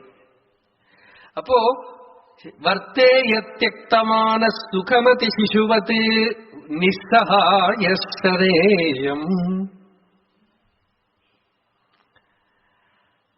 അല്ലേ? കൊച്ചു കുട്ടികൾക്ക് മാനം അപമാനമില്ല. ആ സത്വസംശുദ്ധി നോക്കൂ, അത് naturally you are born perfect pure. കൊച്ചുകുട്ടികളായിരിക്കുമ്പോ നമ്മള് സാധന ചെയ്തിട്ടാണോ ശുദ്ധമായിട്ടിരിക്കുന്നത്? കേട്ടോ, കുട്ടികൾ എന്ത് സാധന ചെയ്തിട്ടാണ് ഇത്ര സുന്ദരമായിട്ടിരിക്കുന്നത്? കുട്ടികൾക്ക് ശരീര സംബന്ധമില്ല, ശരീരത്തിന്റെ അഴകല്ല അത്. ശരീരത്തിൽ നിന്ന് വിട്ടുനിൽക്കുന്നതിന്റെ ഒരു ലാളിത്യം, അതിന്റെ ഒരു ബ്യൂട്ടിയാണ്. പതുക്കെ അവർക്ക് ശരീരം ഉണ്ടെങ്കിലും ശരീരത്തിലേക്ക് ഇനിയേ പ്രവേശിക്കാൻ പോകുള്ളൂ. കണ്ണിലൂടെ വിഷയങ്ങളെ ഗ്രഹിക്കല്, ചെവിയിലൂടെ കേൾക്കല്, ഞാൻ എന്ന് പറയല്, കോശങ്ങളിലേക്കൊക്കെ പ്രവേശിക്കല്, ഹാർമോൺസ് ഒക്കെ പ്രവർത്തിച്ചു തുടങ്ങല്, ഇതൊക്കെ തന്നെ ഈ അഹങ്കാരം കോശങ്ങളിലേക്കൊക്കെ പ്രവേശിക്കുമ്പോഴാണ് നടക്കുന്നത്. അപ്പോ സൗന്ദര്യമൊക്കെ പോയി അല്ലേ? ഇത്ര മനോഹരമായിരുന്ന കുട്ടികള് മീശയും താടിയൊക്കെ വെച്ചിട്ട് ഒരു 10-25 വയസ്സാവുമ്പോ നോക്കൂ അല്ലേ? കൊച്ചുകുട്ടിയായിരിക്കുമ്പോ എടുത്ത് ഒക്കത്ത് വെക്കണം തോന്നിയ കുട്ടിയാണ് ഇപ്പൊ കണ്ടു കഴിഞ്ഞാൽ പോത്തുപോലെ, എരുമ പോലെ. എന്തു പറ്റി? ഏത് കുട്ടികളാണെന്ന് നോക്കോളൂ. നായ്ക്കുട്ടിയാണെങ്കിലും അതെ, കുരങ്ങുകുട്ടിയാണെങ്കിലും അതെ, കുട്ടിയിൽ കുരങ്ങും നന്നായിട്ടിരിക്കുന്നു പറയും അല്ലേ? നല്ല ഭംഗിയാ കാണാൻ. എന്താന്ന് വെച്ചാൽ ഈശ്വരൻ സൃഷ്ടിക്കുമ്പോ പൂർണ്ണാണ്. നമ്മളെ കൊണ്ടാവണത് നമ്മൾ പതുക്കെ പതുക്കെ. അപ്പൊ ഈശ്വരൻ he always makes babies. We with our effort become old അല്ലേ? പിന്നെയും ഭഗവാൻ എന്ത് ചെയ്യും? പൊട്ടിച്ചിട്ട് പിന്നെയും ബേബി ഉണ്ടാക്കും അല്ലേ? ഭഗവാൻ ഉണ്ടാക്കുമ്പോ പെർഫെക്റ്റ് ആണ്. നമ്മളുടെ പഠിപ്പ് കൊണ്ട്, അറിവ് കൊണ്ട് അല്ലേ? ഒന്നും നോക്കൂ, എഫേർട്ട് മേക്സ് നത്തിങ്. നിങ്ങൾ സാധന ചെയ്തുകൊണ്ടേയിരിക്കൂ, നിങ്ങൾ അശുദ്ധായിക്കൊണ്ടേയിരിക്കാം. എക്സസൈസ് കൊണ്ട് ആരോഗ്യം ഉണ്ടാവോ? അപ്പൊ എക്സസൈസ് ചെയ്യാൻ തുടങ്ങിയാൽ വർഷം കൂടുന്തോറും ആരോഗ്യം കൂടിക്കൊണ്ടേ വരണ്ടേ? വരുമോ? 30 വയസ്സില് ഓടാൻ തുടങ്ങി, ഓടിക്കൊണ്ടേയിരിക്കുന്നുണ്ട്. ഞങ്ങളുടെ അവിടെ ഒരാൾ 25 വർഷമായിട്ട് ഓടുന്നുണ്ട്. എന്തിനാ ഓടുന്നത്? ഡയബറ്റീസ് കുറയാനാണ് ഓടാൻ തുടങ്ങിയത്. ഇപ്പൊ നിർത്താൻ പറ്റണില്ല. അദ്ദേഹത്തിനടുത്ത് ചോദിച്ചു, എന്റെ ഷുഗർ കുറഞ്ഞു? അതൊന്നും കുറഞ്ഞില്ല സ്വാമി. ഓടാനുള്ള പ്രാരബ്ധം ഉണ്ടായിരുന്നു, ഓടി. അത് അതിന്റെ പാട്ടിലിരിക്കുന്നുണ്ടെന്നോ. അപ്പോ നമ്മളുടെ എഫേർട്ട് കൊണ്ട് എന്താവും? ഒന്നും ആവണില്ല, എങ്ങനെ പോയിക്കൊണ്ടേയിരിക്കണ്ടേ? ഈശ്വരൻ പൂർണ്ണമായിട്ട് സൃഷ്ടിക്കണം. നമ്മളുടെ പ്രൊഡക്ഷൻ എന്താ? ഈഗോ, അഹങ്കാരം പതുക്കെ പതുക്കെ വിരിഞ്ഞ് ശരീരത്തിലും മനസ്സിലും കോശങ്ങളിലും ഇന്ദ്രിയസ്ഥാനങ്ങളിലും ഒക്കെ പ്രവേശിച്ചു കഴിയുമ്പോ ആ മനോഹരത. അഹങ്കാരം എന്ന് വെച്ചാൽ അജ്ഞാനാണേ. അഹങ്കാരം തന്നെയാണ് അജ്ഞാനം, അവിദ്യ. സാധന എന്ന് പറഞ്ഞാൽ എന്താ? You have to withdraw the entire ego from the entire system back to the heart. ഏത് ഹൃദയസ്ഥാനത്തുനിന്ന് ഇത് പുറത്തുപോയി എല്ലായിടത്തും പോയി കയറിയിരുന്നു, അവിടുന്ന് മൂപ്പരെ വിളിച്ച് ഹൃദയത്തില് സ്വാഹ ഹോമിക്കണം. ബോധപൂർവം പാണ്ഡിത്യം നിർവിദ്യ ബാല്യേന തിഷ്ഠാസേത്. ശ്രുതി പറഞ്ഞു, ഉപനിഷത്ത് പറഞ്ഞു, അറിയേണ്ടതൊക്കെ അറിയാം. ആത്മാവിനെ അറിഞ്ഞിട്ട് ആ പാണ്ഡിത്യത്തിനെയും കടന്നിട്ട് കൊച്ചുകുട്ടിയെ പോലെ ആവുക. ശങ്കരാചാര്യസ്വാമി പറഞ്ഞു, ബാല്യം എന്ന് വെച്ചാ കുട്ടിയെ പോലെ തോന്നിയവസ്ഥം കാണിക്കലെന്ന് അർത്ഥമില്ല. ജ്ഞാനബലമുള്ളവനാണ് ബാലൻ എന്നാണ്. ജ്ഞാനത്തിനെ ആശ്രയിച്ചുകൊണ്ടിരിക്കാന്ന് പറഞ്ഞു. ബാല്യം കുട്ടീന്ന് എടുത്താലും കുഴപ്പമൊന്നുമില്ല. കുട്ടികളുടെ സന്തോഷം നോക്കൂ, ആനന്ദം നോക്കൂ. ആ ആനന്ദത്തിന് കാരണം എന്താ? ആത്മാനന്ദാണത്. അവര് ബ്രഹ്മമാണ്. നിങ്ങളെ സത്യം അറിഞ്ഞിട്ട് അതുപോലെ സ്വതന്ത്രമായിട്ടില്ലെങ്കിൽ നിങ്ങൾ അറിഞ്ഞതൊക്കെ വെറും കപടാണ്. അത് സത്യം അറിഞ്ഞു കഴിഞ്ഞിട്ട് ഞാൻ ഒരു സിനിമ ആക്ടറിനെ പോലെ, സിനിമയിൽ നടിക്കുന്ന ജ്ഞാനികളെ പോലെ, അല്ലെങ്കിൽ ഫോട്ടോയിൽ ഇരിക്കുന്ന പോലെയാണ് നിങ്ങൾ ഇരിക്കണതെങ്കിൽ എന്തോ കുഴപ്പമുണ്ട്. അതൊരു മനോരോഗം. ശ്രുതി പറഞ്ഞു ബാലനെ പോലെ ആയിട്ട് തീർന്നു എന്നാണ്. സത്യം അറിഞ്ഞ ആള് സ്വതന്ത്രമായി. അയാളെ കെട്ടിയിടാൻ ഒന്നിനും പറ്റില്ല. നിരങ്കുശാസ്ഥിതി. അങ്കുശമില്ലാത്തത്. ആനയ്ക്ക് അങ്കുശ തോട്ടി പിടിച്ച് വലിക്കണ പോലെ ഒന്നും വലിക്കാനില്ല. സ്വതന്ത്രം. എല്ലാവിധത്തിനും സ്വതന്ത്രം. ആ സ്വാതന്ത്ര്യമാണ് ജ്ഞാനത്തിന്റെ ലക്ഷണം. അതാണ് സത്വസംശുദ്ധി എന്ന് ഭഗവാൻ പറഞ്ഞത്. ഹൃദയം ശുദ്ധമായി, നിർമ്മലമായി. ആ നൈർമല്യം പ്രസന്നതയാണ്. നിർമ്മലം എന്ന് വെച്ചാൽ പ്രസന്നമായിട്ടിരിക്കണം. ബുദ്ധൻ സാധനകളൊക്കെ ചെയ്തു, പല ആളുകളുടെ അടുത്ത് പോയി പല അനുഷ്ഠാനങ്ങൾ ചെയ്തു. ഒരു വലിയ രഹസ്യമാണ് ബുദ്ധന്റെ കഥയിൽ നോക്കിയാല്. പല യോഗികളുടെ അടുത്ത് പോയി പല പ്രാണായാമം, പഷ്ണി കിടക്കലും എന്തൊക്കെയോ ചെയ്തു. അവസാനം ഊരുബില്വത്തിൽ ചെന്ന്, ഇന്നലെ ഞാൻ പറഞ്ഞല്ലോ, ഭക്ഷണം കിട്ടിയിട്ടില്ലെങ്കിലും വേണ്ട ഞാൻ മരിച്ചു പോകാൻ തയ്യാറാണെന്നൊക്കെ പറഞ്ഞിരുന്നു. എന്നിട്ടും ഒന്നും ശരിയായില്ല. അപ്പോ ഈശ്വര അനുഗ്രഹം എന്താന്ന് വെച്ചാൽ, അപ്പൊ ഈ സിദ്ധാർത്ഥന് ഉള്ളിൽ തോന്നി, കൊച്ചുകുട്ടിയായിരിക്കുമ്പോ ഒരു ജമ്പ് വൃക്ഷത്തിന്റെ ചുവട്ടിൽ പോയിട്ട് 7-8 വയസ്സുള്ളപ്പോ അങ്ങനെ ഇരിക്കും അത്രയും. അപ്പോ ചിത്തവൃത്തികളൊന്നുമില്ല, ഉറക്കല്ല, പ്രസന്നമായ ഒരു സ്ഥിതി. അതിനെ ഓർമ്മിച്ചു എന്നാണ് പറയുന്നത് ബുദ്ധൻ. അതായത് പുതിയതായിട്ട് എന്തൊക്കെയോ ടെക്നിക്ക് ചെയ്ത് സാധന ചെയ്ത് അനുഷ്ഠാനം ചെയ്ത് ഒക്കെ ഫെയിലായ ശേഷം, പണ്ട് നമ്മളുടെ വീട്ടിലെ എവിടെയോ കിടന്നൊരു സാധനം പെറുക്കിക്കൊണ്ടുവരുന്ന പോലെ വളരെ ലാഘവത്തോടുകൂടെ അപ്രസന്നത എന്നുള്ളതിനെ അങ്ങ് സ്വീകരിച്ചു. അതായത് അവസാനം ചുമ്മാ ഇരിക്കാൻ പഠിച്ചു. എല്ലാം ചെയ്യേണ്ടതൊക്കെ ചെയ്തു. ഈ ചെയ്യണതൊക്കെ എന്തിനാ ചെയ്ത്? ഈ ചെയ്യാനുള്ള ചികിത്സ നിവൃത്തി വരണം. ഇത് ചെയ്യണം അത് ചെയ്യണം എന്നുള്ള ഒരു ദാഹമുണ്ട്, അതിന്റെ ഒരു ശമനം. അതങ്ങോട്ട് ശമിച്ചു കഴിഞ്ഞപ്പോ പ്രസന്നം, പ്രസാദ, മനഃപ്രസാദ, ഉള്ളിലെ പ്രസന്നമായി. ആ പ്രസന്നത തന്നെയാണ് നിർവികൽപസ്ഥിതി, പ്രസന്നത തന്നെയാണ് ശാന്തി, പ്രസന്നത തന്നെയാണ് ആത്മസ്വരൂപം.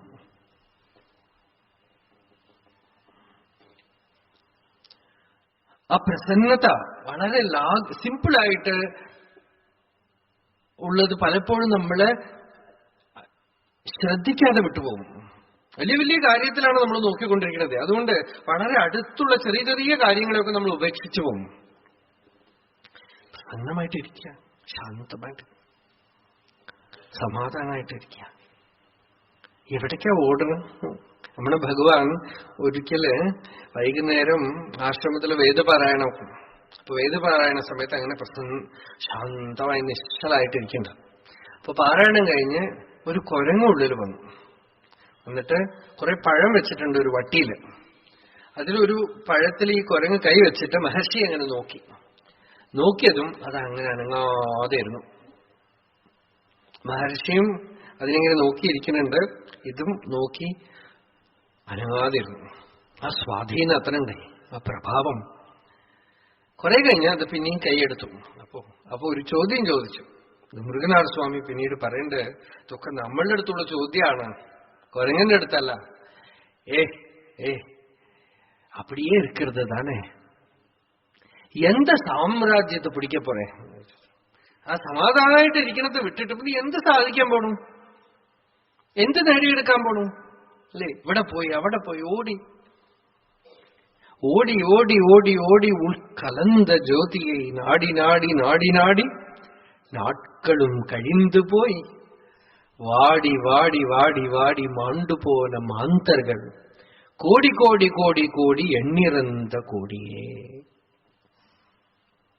சித்தர் பாடுறார் தமிழ்ல. உள்ள கலந்து நம்ம ஸ்வரூபத்துல எப்பவுமே அனுபவத்துல இருக்கிற வஸ்துவை விட்டு இங்க பண்ணணுமா அதை பண்ணணுமா இது பண்ணணுமா இல்லையா, ஏதோ தெரிஞ்சுக்கணும், எதையோ பண்ணணும், எதையோ அடையணும், ஏதோ ஆகணும், இதெல்லாம் ஒரு பிரமம்.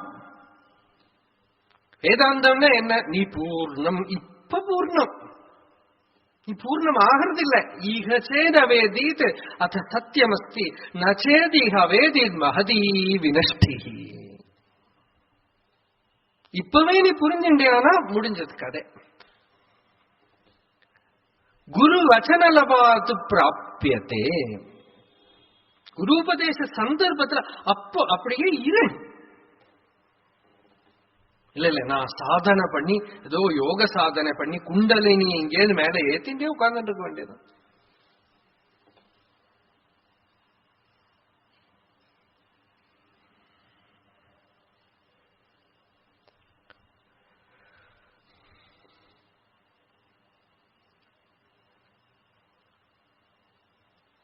അപ്പൊ ചിത്തശുദ്ധി ദൈവീ സമ്പദ് വിമോക്ഷായ. ഭഗവാൻ ദൈവീ സമ്പത്തില് അഭയം സത്വസംശുദ്ധി. സത്വസംശുദ്ധി എന്ന് വെച്ചാൽ ചിത്തശുദ്ധി. ചിത്തശുദ്ധി വന്നതിന്റെ ലക്ഷണം എന്താ? ശാസ്ത്രത്തില് ഗുരുവാക്യത്തില് ഉള്ള ശ്രദ്ധ, ചിത്തപ്രസന്നത, ജ്ഞാനത്തില് രുചി. സത്വം വന്നു കഴിഞ്ഞാൽ അടുത്ത സ്റ്റെപ്പ് ജ്ഞാനാണ്. ഒരാളുടെ ചിത്തം ശുദ്ധാണോ എന്നുള്ളതിന്റെ ലക്ഷണം തന്നെ അയാളോട് ഈ ബ്രഹ്മവിദ്യ അങ്ങോട്ട് പറഞ്ഞ കേൾക്കാൻ പറ്റുന്നുണ്ടെങ്കിൽ ശുദ്ധാണെന്നാണ് ശാസ്ത്രകാരന്മാരുടെ നിരൂപണം. ചിത്തം ശുദ്ധം പോലെ തോന്നിച്ചിട്ട് കാര്യമില്ല. ചിത്തശുദ്ധാണോ? ശുദ്ധമായ ചിത്തത്തിന്റെ ലക്ഷണം തന്നെ നല്ല തെളിഞ്ഞ കണ്ണാടിയിൽ മുഖം കാണുന്ന പോലെ ആത്മസുഖം അതില് പ്രതിഫലിക്കും. അതുകൊണ്ട് സത്വസംശുദ്ധി ഒരു വലിയ കാര്യം ആണ്. സാധന കൊണ്ടും ജപം കൊണ്ടും ധ്യാനം കൊണ്ടും ഭക്തി കൊണ്ടും ഒക്കെ. ഭക്തി ചിത്തശുദ്ധിക്കാണ്. യർഹി അബ്ജനാഭ ചരണേഷണയൂരു ഭക്ത്യാം ചേതോമലാനി വിധമേത് ഗുണകർമ്മജാനി തസ്മിൻ വിശുദ്ധ ഉപലഭ്യത ആത്മതത്വം സാക്ഷാദ്യഥാമലദൃശോ സവിതൃപ്രകാശഃ. ശ്രീമദ് ഭാഗവതം പറഞ്ഞത് ഭഗവത് ഭക്തിയുടെ ലക്ഷണം ഫലം എന്താ? ചേതോമലാനി വിധമേത് ഗുണകർമ്മജാനി. സത്വഗുണം, രജോ ഗുണം, തമോ ഗുണം ഇതിന്റെ ഇഫക്റ്റായിട്ടുള്ള ദോഷങ്ങളെ മുഴുവൻ തുടച്ചു നീക്കും, വൈപ്പ് ഔട്ട്.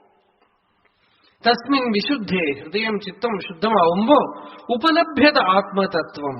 ആത്മതത്വം സ്ഫുടമായി കയ്യിലിരിക്കുന്ന നെല്ലിക്കണി പോലെ പ്രകാശിക്കുന്നു.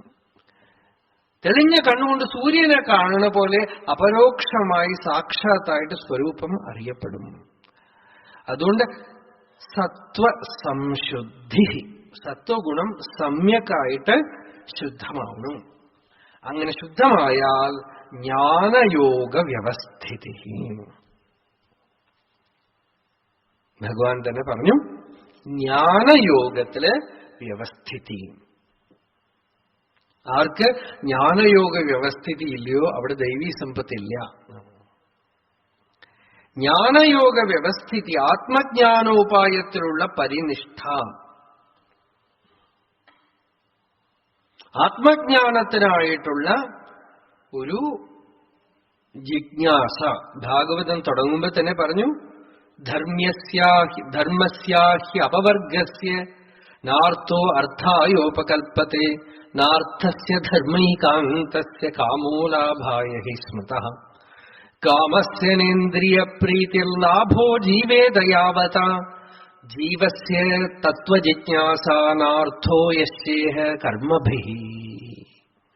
ധർമ്മം, അർത്ഥം, കാമം എന്ന മൂന്ന് പുരുഷാർത്ഥത്തിന്റെയും ഫലം തത്വജിജ്ഞാസയാണെന്ന്. ജ്ഞാനയോഗ വ്യവസ്ഥിതി ആത്മവിചാരത്തിനുള്ള ഉത്സാഹം, അവനവന്റെ സ്വരൂപം എന്താണെന്ന് അറിയാനുള്ള ഉത്സാഹം. അത് ചിത്തം ശുദ്ധമായ ലോകത്തിൽ എവിടെയുള്ള ആളാണെങ്കിലും അയാളുടെ ഉള്ളില് ഇത് ഉദ്ദീപ്തമാവും.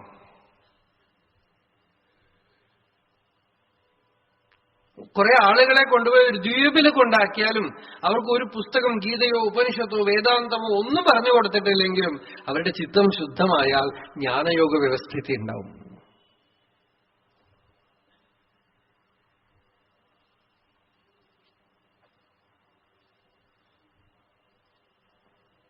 നിയമമാണത്. ജ്ഞാനയോഗ വ്യവസ്ഥിതി എന്ന് വെച്ചാൽ എന്താ? മഹാവാക്യം എടുത്തിട്ട് തത്പദം ത്വമ്പതെന്ന് വിചാരം ചെയ്യണമെന്ന് വേണ്ട. നമ്മളുടെ ഉള്ളിലുള്ള വസ്തുവാണേ. കണ്ണടച്ച ഉള്ളിൽ എന്തുണ്ടോ, എന്ത് നമ്മളുടെ സ്വരൂപമായിട്ടുണ്ടോ, ഏത് നമുക്കുള്ളില് ചൈതന്യമായിട്ട് ചിത്സ്വരൂപമായിട്ടുണ്ടോ, അത് ആവരണം നീക്കി അതിനെ പ്രകാശിപ്പിക്കാൻ ശ്രമിച്ചുകൊണ്ടേയിരിക്കുന്നുണ്ട് ഉള്ളിൽ നിന്ന്.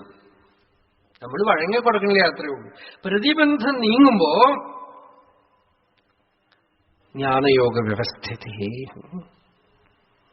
ആത്മവിചാരത്തിൽ, ആത്മജ്ഞാനത്തില് ഒരു രുചി ഉണ്ടായി തുടങ്ങും. സമയമാവുമ്പോ നടക്കും. ആചാര്യസ്വാമികളുടെ ശിഷ്യന്മാരിൽ ഗിരി എന്ന് പറയുന്ന ഒരു ശിഷ്യൻ. ആ ശിഷ്യന് ശാസ്ത്രം അറിയില്ല, ഭാഷാജ്ഞാനം പോലും കാര്യമായിട്ടില്ല. അങ്ങനെയുള്ള ശിഷ്യനെ അപാരമായ ഗുരുഭക്തി, ഗുരുവിനെ സാക്ഷാത് പരമേശ്വര സ്വരൂപമായി കരുതിക്കൊണ്ട് സേവ ചെയ്തുകൊണ്ടിരുന്നു ഗിരി. ഒരിക്കല് ഗിരി എപ്പോ വന്നാലും ഗിരി വരാതെ ഭാഷ്യപാഠമോ സത്സംഗമോ ഒന്നും നടത്തില്ല. ഇയാള് ഒരു ദിവസം നദിയില് തുണി അലക്കിക്കൊണ്ടിരിക്കുകയാണ്. ശിഷ്യന്മാരൊക്കെ വന്നിരുന്നു. ശാന്തി മന്ത്രങ്ങളൊക്കെ ചൊല്ലി ഭാഷ്യം ഉപനിഷത്ത് പറയാണ്. ഒന്നും ആരംഭിച്ചില്ല. അപ്പൊ ഒരു ഭക്തൻ ശിഷ്യൻ ചോദിച്ചു, എന്തേ തുടങ്ങാത്തതെന്ന് ചോദിച്ചു. അപ്പൊ പറഞ്ഞു, ഗിരി വന്നിട്ടില്ലല്ലോ എന്ന്. അപ്പൊ അയാൾ പറഞ്ഞു, ഗിരി വന്നാലും അയാൾക്കൊന്നും മനസ്സിലാവില്ലല്ലോ. അങ്ങനെ പറഞ്ഞപ്പോ ഉള്ളില് ആ കരുണ, അതിന് എന്തെങ്കിലും ഒരു വയർ വേണം, ഒരു കണക്ഷൻ അല്ലേ. ആ കരുണ ചലിച്ചു. ആ ക്ഷണത്തില് ഗിരിയും താനും ഒന്നായി. തുങ്കാതീരത്തിലുള്ള ഗിരി സർവജ്ഞനായിട്ട് തീർന്നു. സ്വാനുഭൂതി ഉണ്ടായി, സർവജ്ഞത്വം പ്രകാശിച്ചു, ജ്ഞാനയോഗ വ്യവസ്ഥിതി ഉണ്ടായി. കുറച്ചുനേരം സ്വരൂപസ്ഥിതനായിട്ടിരുന്ന് അവിടുന്ന് വന്നു. വന്നിട്ട് ആചാര്യസ്വാമികളുടെ മുമ്പിൽ നമസ്കരിച്ച് തോട്ടകവൃത്തത്തില് ഒരു അഷ്ടകം പാടി. വിദിതാഖില ശാസ്ത്രസുധാ ജലധേ മഹിതോപനിഷത് കഥിതാർത്ഥനിധേ ഹൃദയേ കലയേ വിമലം ശരണം ഭവശങ്കരദേശികമേ ശരണം. അപ്പൊ ആചാര്യസ്വാമികൾ പറഞ്ഞു, നോക്കൂ, ഇത് ചിത്തശുദ്ധിയുടെ വൈഭവാണെന്ന്. ദൈവീ സമ്പത്തിന്റെ വൈഭവമാണ് ഈ ജ്ഞാനയോഗ വ്യവസ്ഥിതി. ഏകനാഥ് മഹാരാജ് എന്ന് പറഞ്ഞ മഹാരാഷ്ട്രത്തില് ഒരു മഹാത്മാവുണ്ടായിരുന്നു. ഭാഗവതത്തിലെ ഏകാദശത്തിന് അദ്ദേഹത്തിന്റെ ബൃഹത്തായ വ്യാഖ്യാനമുണ്ട് മറാഠി ഭാഷയില്. അദ്ദേഹത്തിന് അനേക ശിഷ്യന്മാർ, ഭക്തന്മാരുണ്ടായിരുന്നു. ഒരു ദിവസം ഒരു വൃദ്ധൻ ഒരു പയ്യനെ കൂട്ടിക്കൊണ്ടുവന്നു. ആ പയ്യനെ ആ ഗ്രാമത്തിലുള്ളവർക്കൊക്കെ അറിയാം.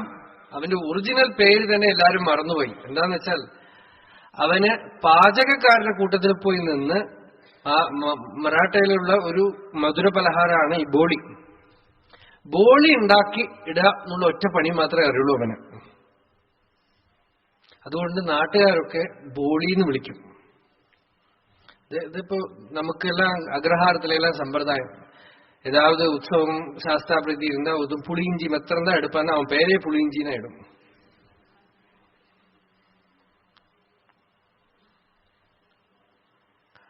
ஒரு பப்படா மாத்திரம் தான் போடுவானா அவன் பேரே பப்படான்னு. பெருமாறுற போது அப்படியே தான் கூப்பிடுவா, பப்படா இங்க வா இல்லையா. அந்த மாதிரி இவன் பேரு போலின்னு எடுத்து இவரோட பேரு. அவ அப்பா அழைச்சிட்டு போய் ஏகநாதர் கிட்ட போய் சொல்றா, இந்த பையனுக்கு எங்கேயுமே பொழைக்கவே தெரியல, இவனை நீங்க தான் பாத்துக்கணும். இவன் பேரு என்ன தெரியலையா, போலின்னு விட்டு. ஏகநாதரே அவரை போலி தான் கூப்பிடும். ஆனா அவருக்கு குரு கிட்ட அப்படி ஒரு பக்தி. ഏകനാഥ സ്വാമിയെ കണ്ടത് മുതൽ ഈ പയ്യന് അങ്ങനെ ഒരു ഭക്തി, ഗുരുഭക്തി. ഒന്നും അറിയില്ലെങ്കിലും അങ്ങനെ ഗുരുവിനെ സാക്ഷാത് ഭഗവത് സ്വരൂപമായി കണ്ട് പരിചരണം ചെയ്തുകൊണ്ടിരുന്നു. അടുക്കള പണിയൊക്കെ ചെയ്തുകൊണ്ടിരുന്നു. ഏകനാഥരുടെ സമാധിക്ക് ശേഷം അദ്ദേഹം എഴുതിയ ഒരു ഗ്രന്ഥം ഭാവാർത്ഥ രാമായണം പകുതിയിൽ നിന്നുപോയി. അപ്പൊ ഭക്തന്മാർക്കൊക്കെ വലിയ ആഗ്രഹം ഇത് കംപ്ലീറ്റ് ചെയ്യണം.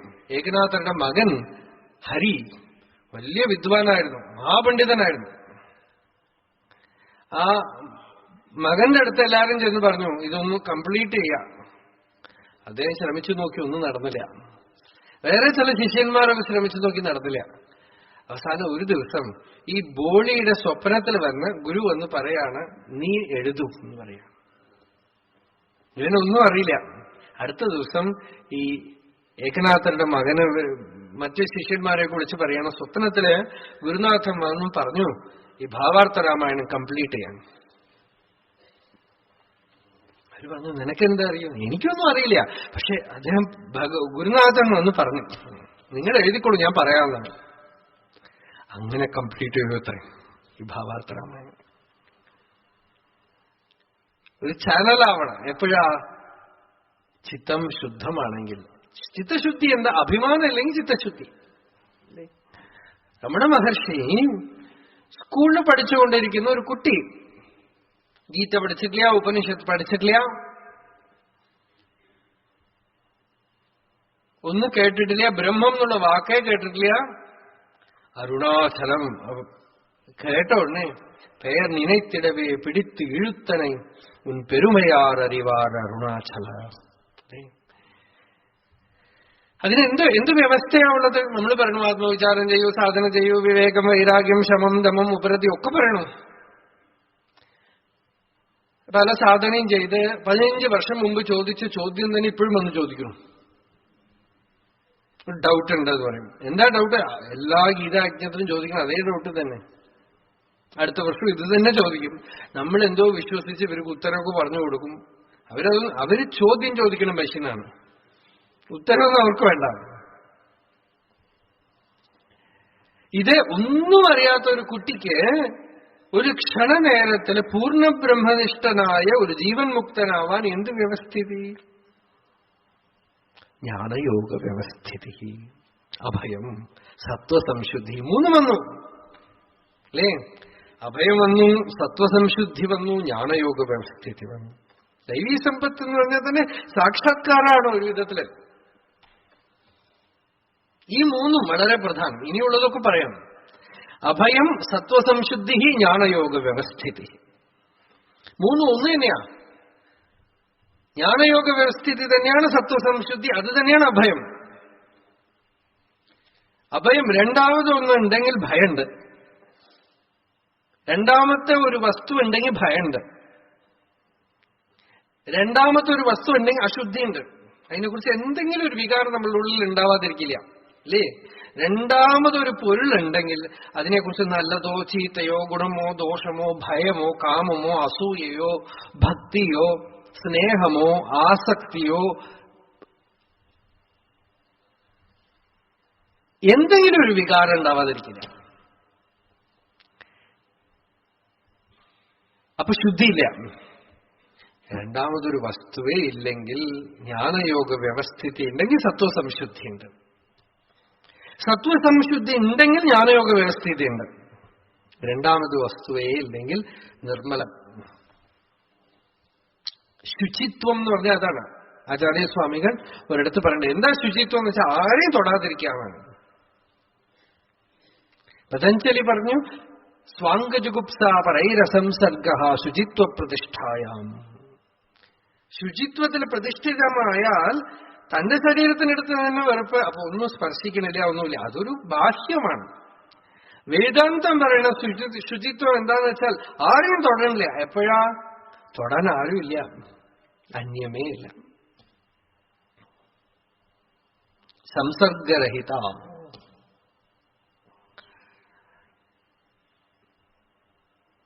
അത് ഏകാന്തം അല്ലെ? വേദാന്തം പൂർണ്ണമായ ഏകാന്തം തരും. അത് ഏകത്തില് പലതിനെയും അന്തം ചെയ്യും. ആദൗ അന്തേച്ച മധ്യേച്ച ജനഃ യസ്മിന് ന വിദ്യത്തെ, ജനഃ യത്ര ന വിദ്യത്തെ തം ദേശം ഏകാന്തമിത്യാഹു.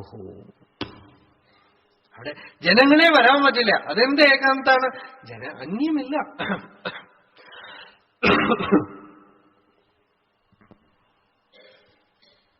ജ്ഞാനയോഗ വ്യവസ്ഥിതി അഭയം സത്വസംശുദ്ധി. ദാനം. ഇനി കുറച്ച് ഇങ്ങോട്ട് വരികയാണ്. ദാനം കൊടുക്കാം. കൊടുക്കണമെന്നുള്ള ഭാവമില്ലാതെ കൊടുക്കാം.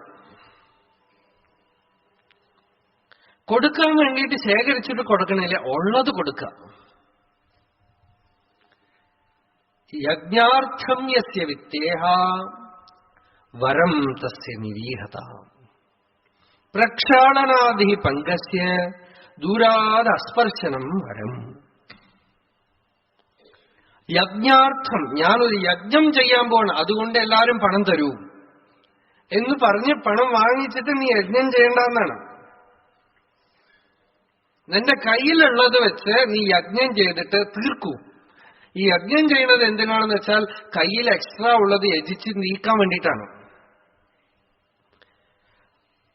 പ്രക്ഷാളനാദി പങ്കസ്യ, ചളി ആയിട്ടുണ്ടെങ്കിൽ കഴുകിക്കളയണം. കഴുകിക്കളയാൻ വേണ്ടിയിട്ട് ആരെങ്കിലും ചളി എടുത്ത് മേലിടുവോ?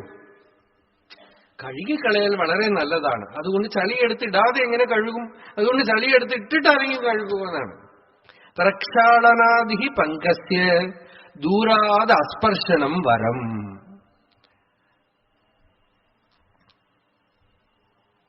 വിവേകാനന്ദ സ്വാമി അമേരിക്കയിലുള്ളപ്പോ ഒരാള് ചോദിച്ചു, സ്വാമിജി എന്തിനാ നിങ്ങൾ ഈ സന്യാസികൾ ഈ കാഷായം കൊടുക്കണതെന്ന് ചോദിച്ചു. അദ്ദേഹം സ്വാമി പറഞ്ഞു, we have given up wealth and we want to make others know that we are beggars so that nobody will beg from us.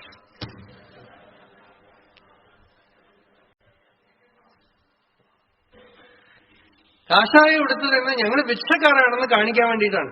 അല്ലെങ്കിൽ മറ്റുള്ളവരൊന്ന് ചോദിക്കുമ്പോൾ നമ്മളുടെ കയ്യിൽ കൊടുക്കാനൊന്നും ഇല്ലെങ്കിൽ നമ്മൾ വിഷമിക്കും. നമ്മൾ അവരെ പോലെയാണെങ്കിൽ അവർ ചോദിക്കണം. അപ്പൊ ഭിക്ഷക്കാരൻ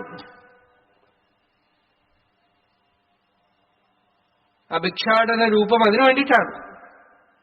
ഈശ്വരൻ ഭിക്ഷാടനമൂർത്തിയായിട്ട് നിൽക്കുന്നത് അതിനാണ്. എന്താണെന്ന് വെച്ചാൽ ദാനം ചെയ്യണത് നമ്മളുടെ കയ്യിൽ എന്തുണ്ടോ അതങ്ങോട്ട് കൊടുക്കാം, വിഷമിക്കണവർക്ക് കൊടുക്കാം. ദേയം ദീനജനായ ച വിത്തം. ആര് വിഷമിക്കുന്നുണ്ടോ അവർക്ക് കൊടുക്കും. വിഷമിക്കണവരെ അന്വേഷിച്ചു പോയി കൊടുക്കൊന്നും വേണ്ട. നിങ്ങളുടെ മുമ്പിൽ കാണുന്നത് നിങ്ങൾക്ക് നിയത്തിയുള്ളത് കൊടുക്കൂ. നമ്മൾക്ക് ഇവിടെ കളക്റ്റീവായിട്ട് ഒന്നുമില്ല. നമ്മളുടെ സനാതന ധർമ്മത്തില് ഹോട്ടലില്ല, ലോഡ്ജില്ല, ആശ്രമങ്ങളില്ല. ആശ്രമങ്ങൾ എന്ന് വെച്ചാൽ ഗൃഹസ്ഥാശ്രമമാണ് ആശ്രമം. ആളുകൾ ഇപ്പൊ ഒരു പുതിയൊരു സൂക്കേട് തുടങ്ങിയിട്ടുണ്ട് ജനങ്ങൾ. നിങ്ങൾ ആശ്രമം തുടങ്ങുന്നുണ്ടോ എന്നാണ്. ഇതിപ്പോ കുറച്ച് വർഷങ്ങൾ മുമ്പ് വരെ ആശ്രമം സന്യാസികളാണ് തുടങ്ങുക. ഇപ്പൊ കൊള്ളക്കാര്, രാഷ്ട്രീയക്കാര് ഒക്കെ ആശ്രമം തുടങ്ങുക. ആശ്രമം തുടങ്ങുക എന്ന് പറയുന്ന ഒരു സമ്പ്രദായം.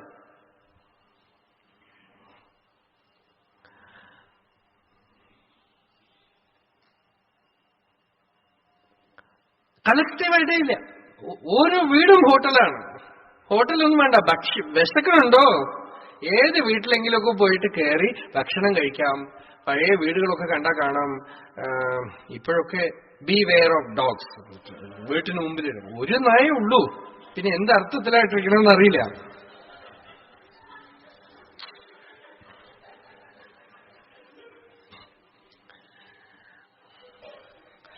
അകത്ത് വരരുത് അല്ലേ?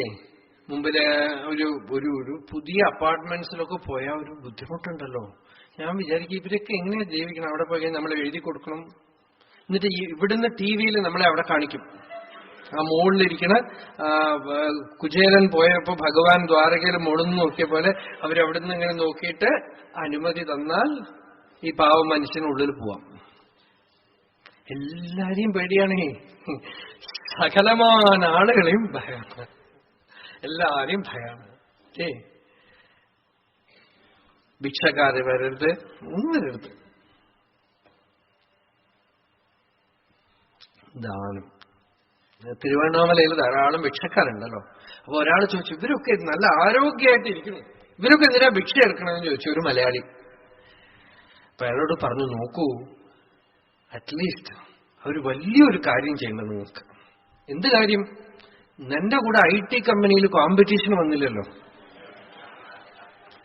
നീ കൊടുക്കണ 2 ഉറുപ്പ്യം വാങ്ങിച്ച് 1 ഉറുപ്പ്യം വാങ്ങിച്ച് അവൻ പോണു.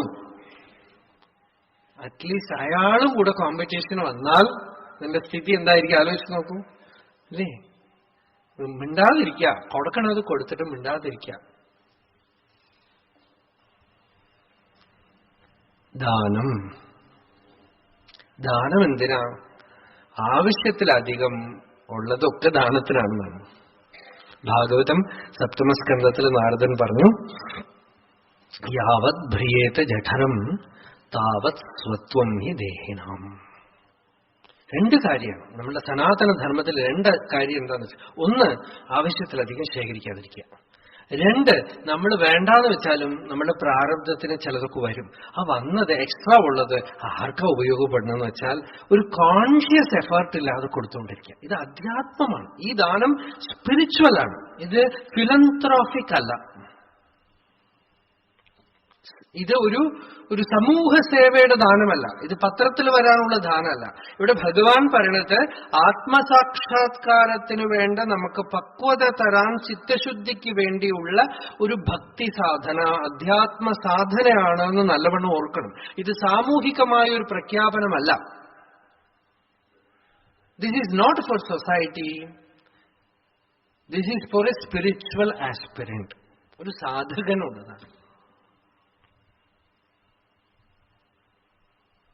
അതുകൊണ്ട് സമൂഹത്തിന് വേണ്ടിയുള്ള ഉപദേശമൊന്നുമല്ല ഇത്. വ്യക്തിനിഷ്ഠമാണ് സനാതനധർമ്മം. സമൂഹം എന്ന് പറയുന്ന ഒരു സാധന ഇല്ല. Each person is the society. Unless each person takes the responsibility and lives.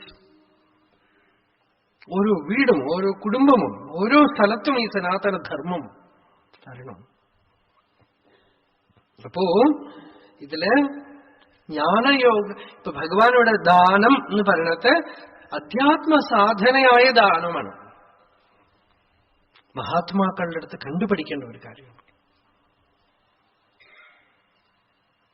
ആനന്ദാശ്രമത്തില് Mataji കൃഷ്ണാബായി ഉണ്ടായിരുന്നു. അവരെടുത്ത് അവരെ കുറിച്ച് പൊതുവെ ഭക്തന്മാരൊക്കെ പറയണത്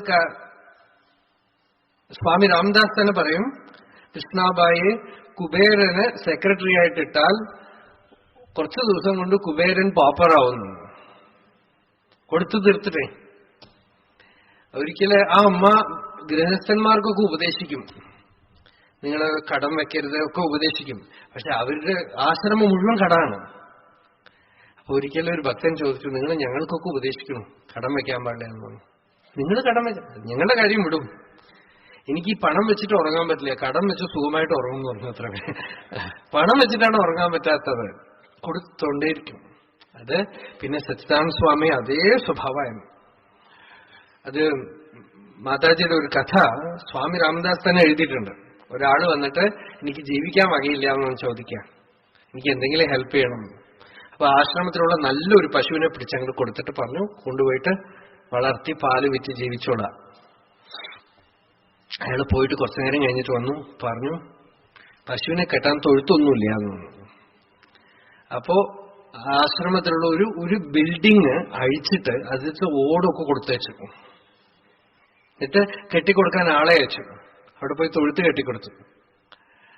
കുറച്ചു കഴിഞ്ഞ് അയാൾ വന്ന് പറഞ്ഞു, പശുവിന് ഞാൻ എങ്ങനെ തീറ്റും? ഭക്ഷണം കൊടുക്കണ്ടേ പശുവിന്? അത് ആശ്രമത്തിന്റെ കണക്ക്, അല്ലെങ്കിൽ തന്നെ കടാണ്.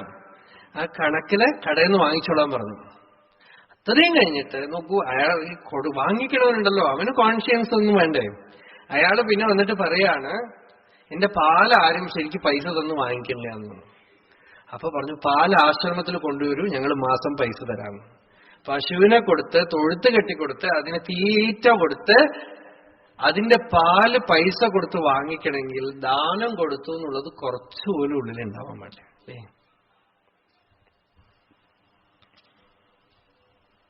സച്ചിദാനന്ദ സ്വാമി ഒരിക്കലും പറഞ്ഞു, ഒരിക്കല് ആർക്കോ ഒരാളെ വന്ന് ചോദിച്ചു, 500 രൂപ കൊടുക്കാൻ പറഞ്ഞു. അപ്പൊ ഈ വാങ്ങിക്കണവർക്ക് അറിയാം, ആ നാട്ടിലൊക്കെ പ്രചാരമാണ് ഈ ആശ്രമത്തിൽ കിട്ടും. അപ്പൊ ചിലർ പറ്റിക്കും. അപ്പൊ അമ്പലത്തിലൊക്കെ നമ്മള് എന്തെങ്കിലുമൊക്കെ പ്രസാദം കൊടുക്കുമ്പോഴേ ആദ്യം പോയിട്ട് ഒരു കൈ കൊണ്ട് വാങ്ങിക്കും, പിന്നെ ഇടയിൽ കൂടെ പോയിട്ട് വാങ്ങിക്കും. ഇങ്ങനെയൊക്കെ ഉണ്ട്. ഞങ്ങളിപ്പോ കൊടുത്ത് കണ്ടിട്ടുണ്ടത്. അത് ഇയാളാണ് വാങ്ങിക്കണമെന്ന് നമുക്ക് അറിയില്ല എന്ന് വിചാരിച്ചിട്ടാണ് അയാൾ വരിക. അപ്പൊ അതേപോലെ ഈ 500 രൂപ വാങ്ങിച്ച ആള് അടുത്ത ദിവസം പിന്നെയും വന്നു. പിന്നെയും വന്നിട്ട് പറഞ്ഞു, പിന്നെയും വിഷമം പറഞ്ഞു വന്നപ്പോ സച്ചിദാനന്ദ സ്വാമിയുടെ അടുത്ത് മാതാജി അമ്മ പറഞ്ഞു 500 രൂപ കൊടുക്കുവനെന്ന്. അപ്പോ സ്വാമിയുടെ ആ സമയത്ത് സ്വാമി എന്നോട് പറഞ്ഞത്, ഞാൻ എന്റെ ബുദ്ധി ഉപയോഗിച്ചു, ഇന്നലെ കൊടുത്ത ആളാണെന്ന് അറിയാതെയാണ് കൊടുക്കണത്. എന്നിട്ട് ഞാൻ പറഞ്ഞു ഇന്നലെ വാങ്ങിച്ചിട്ട് പോയത്. ഞാൻ എന്നോട് ചോദിച്ചോ, ഇന്നലെ വാങ്ങിച്ചിട്ട് പോയ ആളാണോ? കൊടുക്കൂ. Give as God gives U.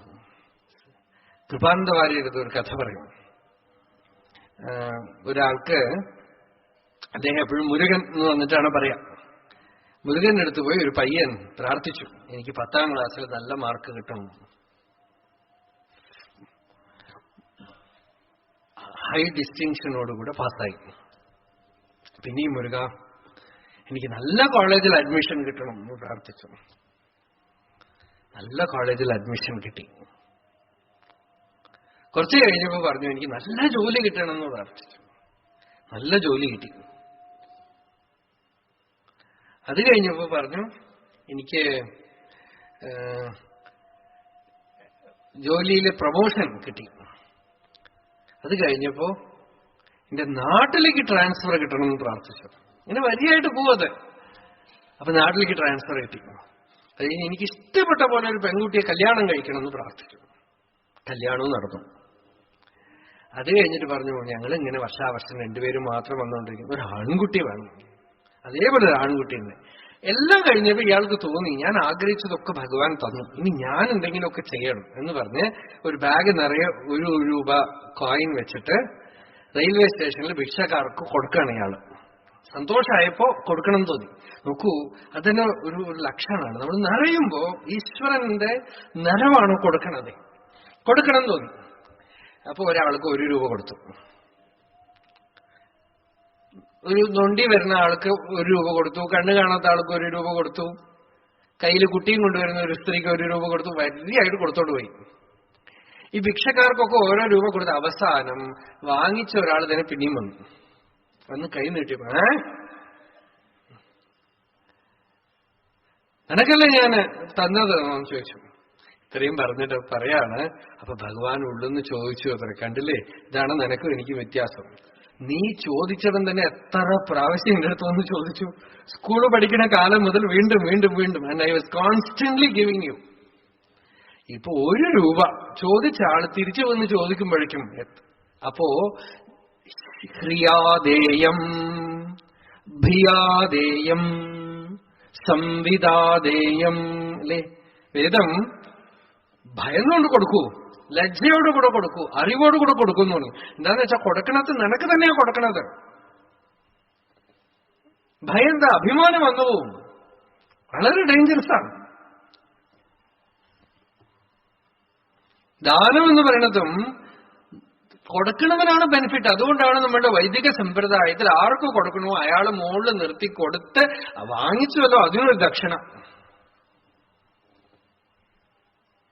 വാങ്ങിച്ച് നമ്മളെ അനുഗ്രഹിച്ചതിന്. അല്ലാതെ ഈ കൊടുക്കണവനല്ല മേലെ,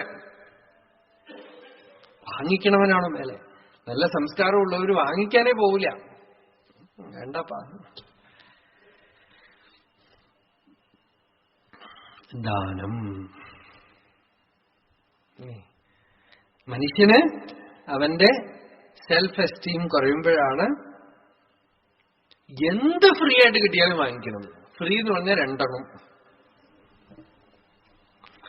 ദാനം, ഉള്ളിൽ നിറവുള്ള ആള് ഭഗവത് അർപ്പണമായിട്ട് ദാനം ചെയ്യണതാണ് ദാനം.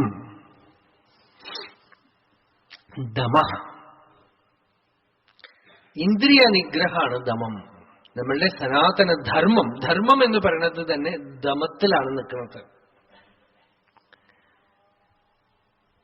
ഇന്ദ്രിയങ്ങൾക്ക് സ്വാതന്ത്ര്യം കൊടുക്കാതെ ഉള്ള ഒരു സംസ്കാരം.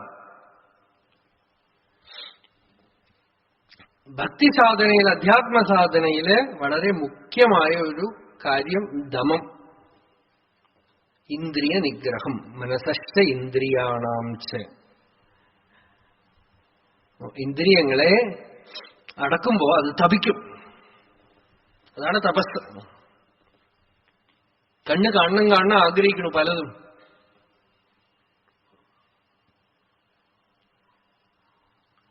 സമ്മതിച്ചിട്ടില്ലെങ്കിൽ ദമം. ചെവി പലതും കേൾക്കണമെന്ന് ആഗ്രഹിക്കും. Freedom from the mind. നമ്മൾ ആഗ്രഹിക്കുന്നത് ഫ്രീഡം ഓഫ് ദ മൈൻഡാണ്. നമ്മൾ വിചാരിക്കുന്നത് അതാണ് ഫ്രീഡം, സ്വാതന്ത്ര്യം എന്നാണ്. സ്വാതന്ത്ര്യം എന്ന് വെച്ചാൽ എന്താ? ഇഷ്ടം പോലെ ഇരിക്കാം. ഡയബറ്റിക് ആയിട്ടുള്ള ആള് പറയുന്നത് സ്വാതന്ത്ര്യം എന്താന്ന് വെച്ചാൽ എത്ര വേണമെങ്കിൽ ലഡു കഴിക്കാം.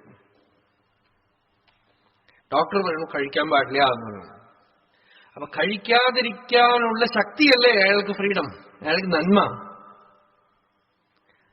ഇന്ദ്രിയ നിഗ്രഹ ദമ, അതൊരു ദൈവീ സമ്പത്ത്.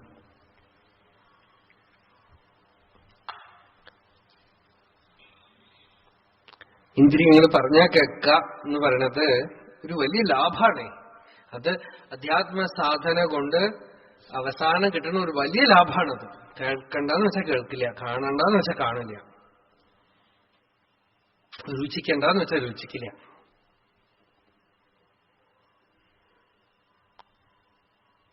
ധർമ്മത്തിന്റെ ഉള്ളിൽ നിന്ന് വരമ്പ് വിട്ട് പുറത്തേക്ക് കാല് വയ്ക്കില്ല, അത് ദമാണ്. ധർമ്മത്തിൽ നിന്ന് പുറത്തേക്ക് കാല് വയ്ക്കില്ല. ധർമ്മം എന്ന് പറയുന്നത് എന്താ? ഇന്ദ്രിയങ്ങൾക്ക് ഓടാനുള്ള ഒരു വരമ്പാണ് ധർമ്മം. ട്രെയിന് ട്രാക്കിന്റെ ഉള്ളിൽ ഓടുകയാണെങ്കിൽ ഒരു മാർഗമുണ്ട്, വെളിയിൽ ഇറങ്ങി എങ്ങോട്ട് വേണമെങ്കിൽ ഓടാം അല്ലേ? അപ്പൊ സനാതന ധർമ്മം എന്ന് പറയുന്നത് എന്താ? ട്രാക്കിന്റെ ഉള്ളിലുള്ള ഒരു ഓട്ടാണ്. ദമം എന്ന് പറഞ്ഞാലും ഇന്ദ്രിയങ്ങൾക്ക് ട്രാക്കിന്റെ ഉള്ളില് ധർമ്മം വെച്ചിരിക്കുന്ന വരുതിക്കുള്ളില് നിക്കണത് ദമം. യജ്ഞ,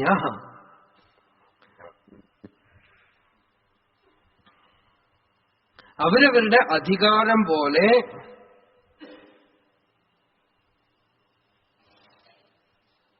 ത്യാഗബുദ്ധിയോടുകൂടെ ചെയ്യേണ്ട, അധ്യാത്മ സാധനയായിട്ട് കരുതി ചെയ്യേണ്ട നിത്യാനുഷ്ഠാനങ്ങളിൽ ചിലതൊക്കെ യജ്ഞമാണ്. വൈദികമായ സമ്പ്രദായത്തില് ഇവിടെ ഭാഷ്യകാരൻ പറയുന്ന ദർശപൂർണമാസം മുതലായ ഇഷ്ടികളൊക്കെ പറയണ്ട. ഒരു ബ്രാഹ്മണന് ബ്രഹ്മയജ്ഞം, വേദാധ്യയനം തന്നെ ഒരു യജ്ഞമാണ്. ഒരു ഭക്തന് നിത്യാനുഷ്ഠാനമായിട്ട് യജ്ഞം എന്ന് പറയുന്നത് ദൈനംദിന ജീവിതത്തിൽ വേണ്ട ഒരു കാര്യമാണ്. പ്രകൃതിയില് ഭഗവാൻ ഗീതയിൽ പറഞ്ഞു, മനുഷ്യനൊഴിച്ച് അഥവാ മനുഷ്യനൊഴിച്ചുള്ള പ്രാണികളൊക്കെ യജ്ഞം ചെയ്തുകൊണ്ടിരിക്കേണ്ടതെന്നാണ്. സൂര്യൻ യജ്ഞം ചെയ്യണ്ട്, മേഘം യജ്ഞം ചെയ്യണ്ട്, കാറ്റ് യജ്ഞം ചെയ്യണ്ട്, സമുദ്രം യജ്ഞം ചെയ്യണ്ട്, സസ്യലതാദികളെ യജ്ഞം ചെയ്യണ്ട്, മല യജ്ഞം ചെയ്യണ്ട്, എല്ലാം യജ്ഞമുണ്ട്. അന്നാദ് ഭവന്തി ഭൂതാനി പർജന്യാദ്യജ്ഞ സംഭവ യജ്ഞാദ് ഭവതി പർജന്യോ യജ്ഞ കർമ്മസമുദ്ഭവ കർമ്മ ബ്രഹ്മോദ്ഭവം വിദ്ധി ബ്രഹ്മാക്ഷരസമുദ്ഭവം തസ്മാത് സർവഗതം ബ്രഹ്മ നിത്യം യജ്ഞേ പ്രതിഷ്ഠിതം. യജ്ഞം എന്ന് പറയുന്നതിന് ഭഗവാന്റെ സ്വരൂപമാണ്. യജ്ഞോ വൈ വിഷ്ണു, യജ്ഞോ യജ്ഞപതിർ യജ്വാ യജ്ഞാംഗോ യജ്ഞവാഹന യജ്ഞഭൃത് യജ്ഞകൃത് യജ്ഞി യജ്ഞഭുക് യജ്ഞസാധന യജ്ഞാന്തകൃത്.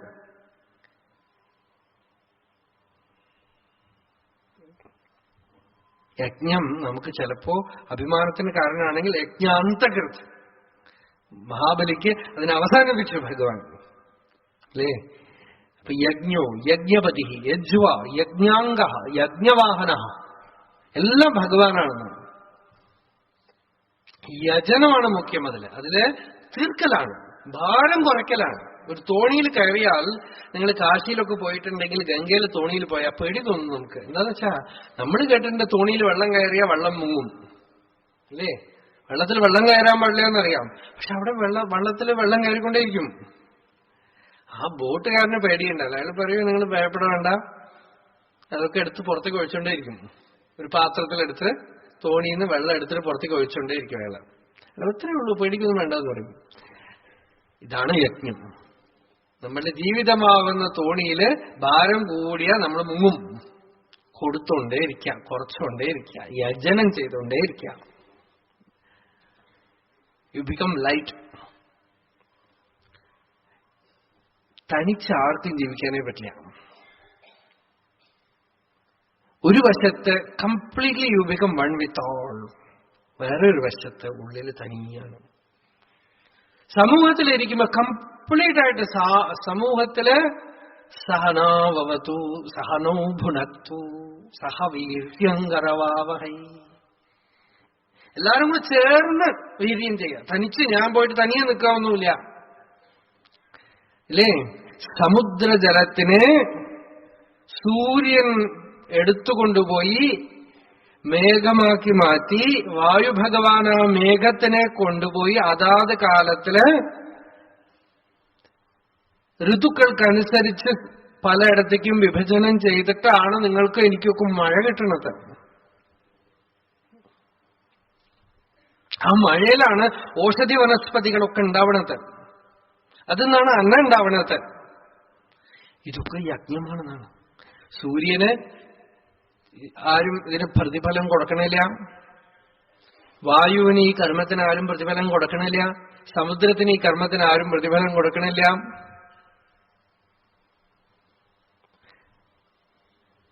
നടന്നുകൊണ്ടേയിരിക്കുന്നു. നവമാസധൃതം ഗർഭം ഭാസ്കരസ്യ ഗഭസ്തിഭിഃ പീത്വാ രസം സമുദ്രാണം ദ്യൗഃ പ്രസൂതേ രസായനം. രാമായണത്തില് രാമൻ പറയണു, 9 മാസം ഗർഭം ധരിച്ച ആകാശം അമൃതത്തിനെ പ്രസവിക്കണമെന്ന്.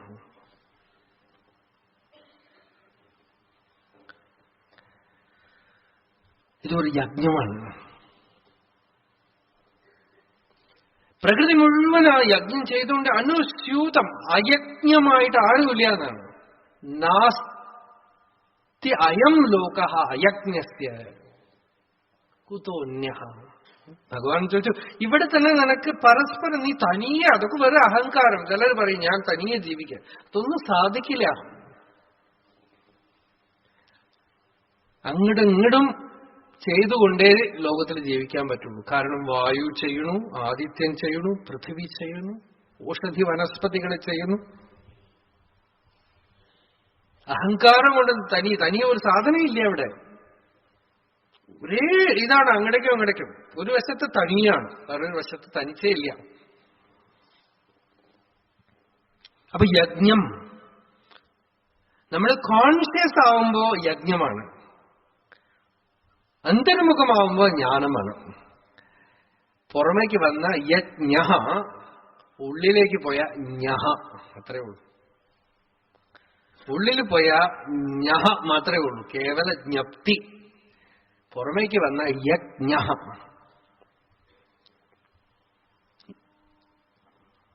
യജനം ചെയ്തുകൊണ്ടേ ജീവിക്കാം. ത്യാഗേ നൈകേ അമൃതത്വമാനശു. ത്യാഗത്തിന് കിട്ടുന്ന സന്ദർഭം ചെയ്തുകൊണ്ടേയിരിക്കാം. ജീവിതം തന്നെ യജ്ഞമാണ്. സഹയജ്ഞാഃ പ്രജാ സൃഷ്ട്വാ പുരോവാച പ്രജാപതിഃ അനേന പ്രസവിഷ്യധ്വം ഏഷവോസ്തിഷ്ഠ കാമധു. നമുക്ക് വേദം തന്നെ വിധിച്ചു തന്നിരിക്കുന്ന വഴിയാണ് യജ്ഞം. ജീവിതം മുഴുവൻ ഒരു യജ്ഞമാണ്. മനുഷ്യൻ ജീവിക്കുമ്പോ പ്രകൃതിക്കും മറ്റു മൃഗങ്ങൾക്കും എല്ലാവർക്കും ഉപകാരമാവുന്ന രീതിയിൽ ജീവിച്ചുകൊണ്ടിരിക്കണം. ശാസ്ത്രം കൊടുക്കുന്നത് ഒരു യജ്ഞമാണ്. അന്നം സംവിഭജനം ചെയ്യുന്നത് ഒരു യജ്ഞമാണ്. സപ്തമസ്കന്ധത്തിൽ ഭാഗവതത്തിൽ ഗൃഹസ്ഥധർമ്മം പറയുമ്പോൾ ഇതൊക്കെ പറയണ്ടത്. നമ്മളൊക്കെ വിചാരിക്കുമ്പോൾ വീട്ടിൽ അണ്ണാൻ പാടില്ല, പല്ലി വരാൻ പാടില്ല, എലി വരാൻ പാടില്ല എന്നാണ്. ഇതിനൊക്കെ ഭാഗവതത്തിൽ നാരദൻ പറയണത് കേട്ടാ ഇത്തിരി വിഷമം തോന്നും. ആത്മനഃ പുത്രവത് പശ്യേത് നേഷാമന്തരം കിയത്. വീട്ടിൽ എലിയുണ്ട്, ആ എലിക്ക് നിങ്ങളുടെ മകനും ഒരു വ്യത്യാസവും ഇല്ല എന്നാണ്. അതിനും ഒരു നിങ്ങൾക്ക് ഇഷ്ടമുള്ള പേര് ഒരു എലീഷ് കുമാർ എന്ന് വെച്ചോളൂ. മൂഷിക് കുമാർ, എല്ലാവർക്കും ഇഷ്ടമാണല്ലോ ഒരു കുമാർ വെച്ചോളൂ.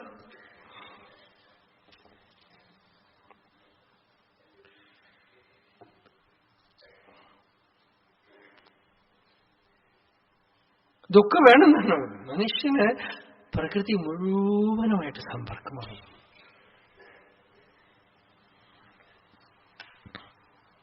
അട്ടപ്പെട്ടി പോലെ ഉള്ള കെട്ടിടങ്ങളിൽ ജീവിച്ച് ജീവിച്ച് നമ്മുടെ മനസ്സും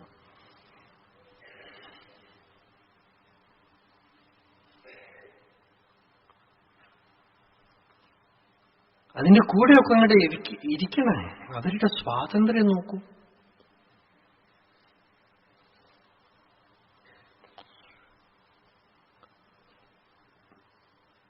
യജ്ഞം പ്രകൃതിയിലെ എല്ലാ സ്ഥലത്തുണ്ട്. കോൺഷ്യസ് ആയിട്ട് നമ്മൾ ചെയ്യണു. അധ്യാത്മ സാധനയായിട്ട് നമ്മൾ ചെയ്യണത് യജ്ഞമാണ്. വൈശ്വദേവ യജ്ഞം എന്ന് പറഞ്ഞ് വേദം വിധിക്കുന്ന ഒരു യജ്ഞമുണ്ട്. അതിന് കാര്യം എന്താണെന്ന് വെച്ചാൽ അതിന്റെ ഒരു ചെറിയ ഭാഗമാണ് നമ്മളിപ്പോ ചാപ്പിടത്തിന് മുന്നാടി കാക്കയ്ക്ക് അന്നം പോടുന്നതെന്ന് വെച്ചിട്ടുണ്ടാക്കും. അതൊരു ചിന്ന അംശം അതോടെ.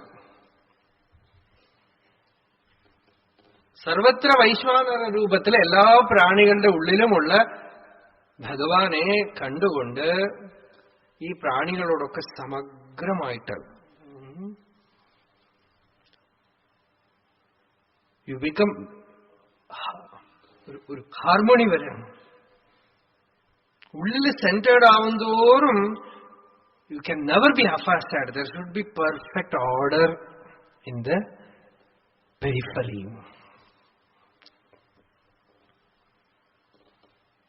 If the center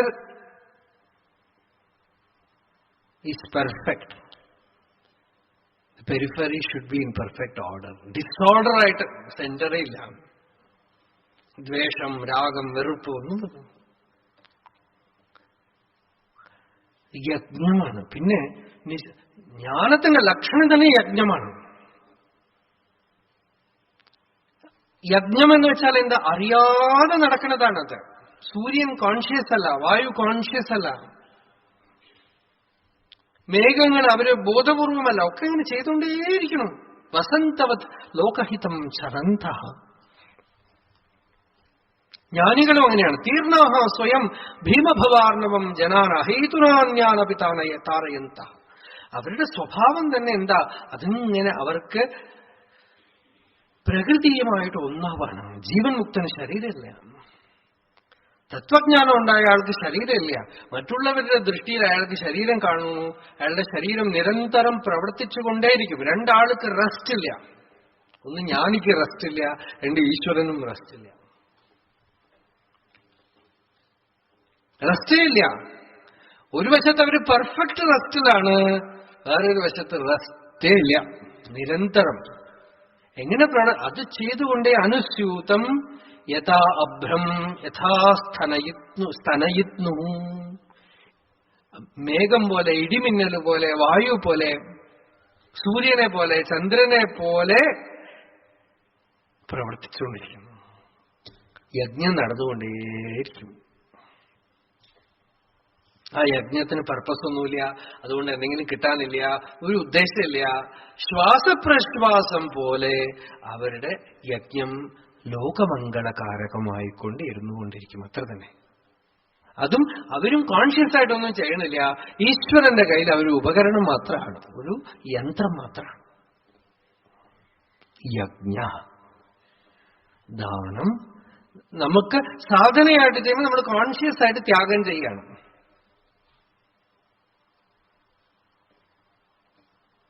അത് യജ്ഞമാണ്. അർപ്പണം ചെയ്യാണ്. നമുക്ക് എന്തെന്ത് ഇഷ്ടപ്പെടുവോ, ഭഗവാൻ പറഞ്ഞത് നീ ഇഷ്ടപ്പെടാത്ത സാധനമൊന്നും എനിക്ക് തരണ്ട. ചിലരൊക്കെ വരും നമ്മളുടെ അടുത്തേ, ഇത് ഞങ്ങളുടെ അവിടെ ചില പുസ്തകങ്ങളൊക്കെ ഉണ്ട്, വെറുതെ കുപ്പയായിട്ട് കിടക്കണം, നിങ്ങൾ വേണമെങ്കിൽ വെച്ചോളൂ എന്ന്. അത് നമുക്കൊരു യൂസും ഉണ്ടാവില്ലാത്ത പുസ്തകമായിരിക്കും.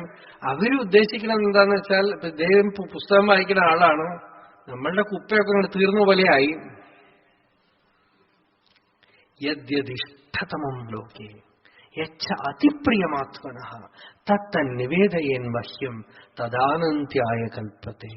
ഭഗവാൻ പറഞ്ഞു, തനിക്ക് ഏറ്റവും ഇഷ്ടപ്പെട്ടത് എന്താണോ, യച്ഛ അതിപ്രിയമാത്മനഃ, നിനക്ക് വളരെ ഇഷ്ടപ്പെട്ടത്. 2 പ്രാവശ്യം പറയാണ്. യദ്യതിഷ്ഠതമം യച്ഛ അതിപ്രിയം, ഒരേ കാര്യമാണ്. തത്തന്നിവേദയേൻ മഹ്യം, അതിനെ നീ എനിക്ക് അങ്ങോട്ട് അർപ്പണം ചെയ്യും. അങ്ങനെ അർപ്പണം ചെയ്താൽ എന്താകും? You will your self get extinguished. ആനന്ത്യായ കൽപ്പത, അനന്തമായിട്ട് തീരുന്നതാണ്.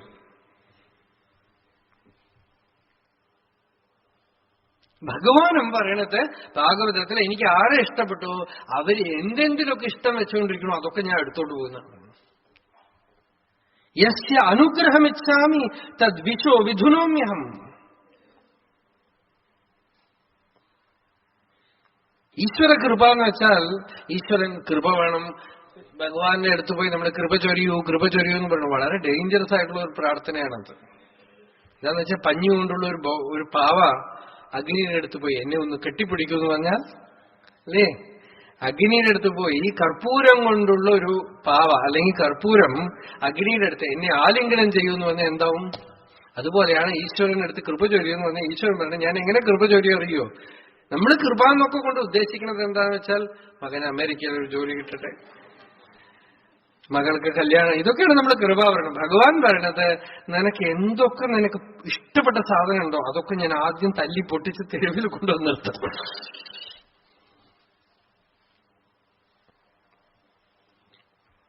റെഡിയാണോ? അത് റിട്ടയർ ആയ ശേഷം സപ്താഹത്തിന് വരാം, ഇപ്പോഴൊന്നുമില്ല. എനിക്കിപ്പോ ഭാഗവത അത് വേണം, വേണ്ടും കാൽ വേണ്ടും, ഇപ്പോഴൊന്നും വേണ്ട. ഇതേ അത് ശരിയില്ല, അത് പിന്നെ ആവട്ടെ.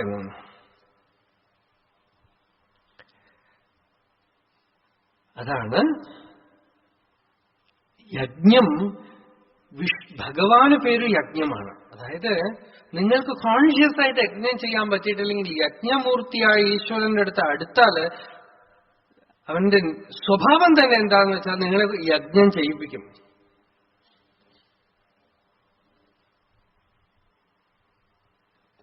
സ്വാർത്ഥതയും ഭഗവാനും കൂടെ ചേർന്നിരിക്കാനേ പറ്റില്ല. എന്റെ സ്വാർത്ഥം സാധിക്കണം എന്ന് പറഞ്ഞ് ഭഗവാന്റെ അടുത്ത് പോയാൽ ആദ്യമൊക്കെ ചിലപ്പോൾ ചോക്ലേറ്റ് തരുന്ന പോലെ തരും. അത് കഴിഞ്ഞാലാണ് ആദ്യം നമുക്ക് ഇഷ്ടപ്പെട്ടത് തന്നിട്ട് പിന്നെ അദ്ദേഹത്തിന് ഇഷ്ടപ്പെട്ടത് തരും.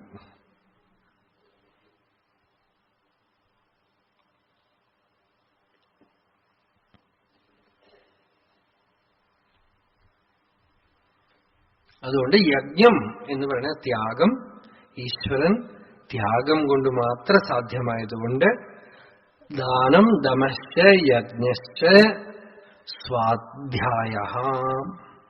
സ്വാധ്യായം എന്ന് വെച്ചാൽ ഇപ്പൊ നമ്മൾ ചെയ്യണത് സ്വാധ്യായമാണ്. ഗീതാധ്യയനം സ്വാധ്യായമാണ്, ഭാഗവത പാരായണം സ്വാധ്യായമാണ്, വേദാധ്യയനം സ്വാധ്യായമാണ്, ബ്രഹ്മയജ്ഞം സ്വാധ്യായമാണ്, ജപം ചെയ്യണത് സ്വാധ്യായമാണ്. അവനവനെ നോക്കിക്കണ്ട് ദോഷങ്ങളൊക്കെ നിരൂപണം ചെയ്ത് നിവൃത്തി ചെയ്യാൻ ചെയ്യുന്നത് സ്വാധ്യായമാണ്.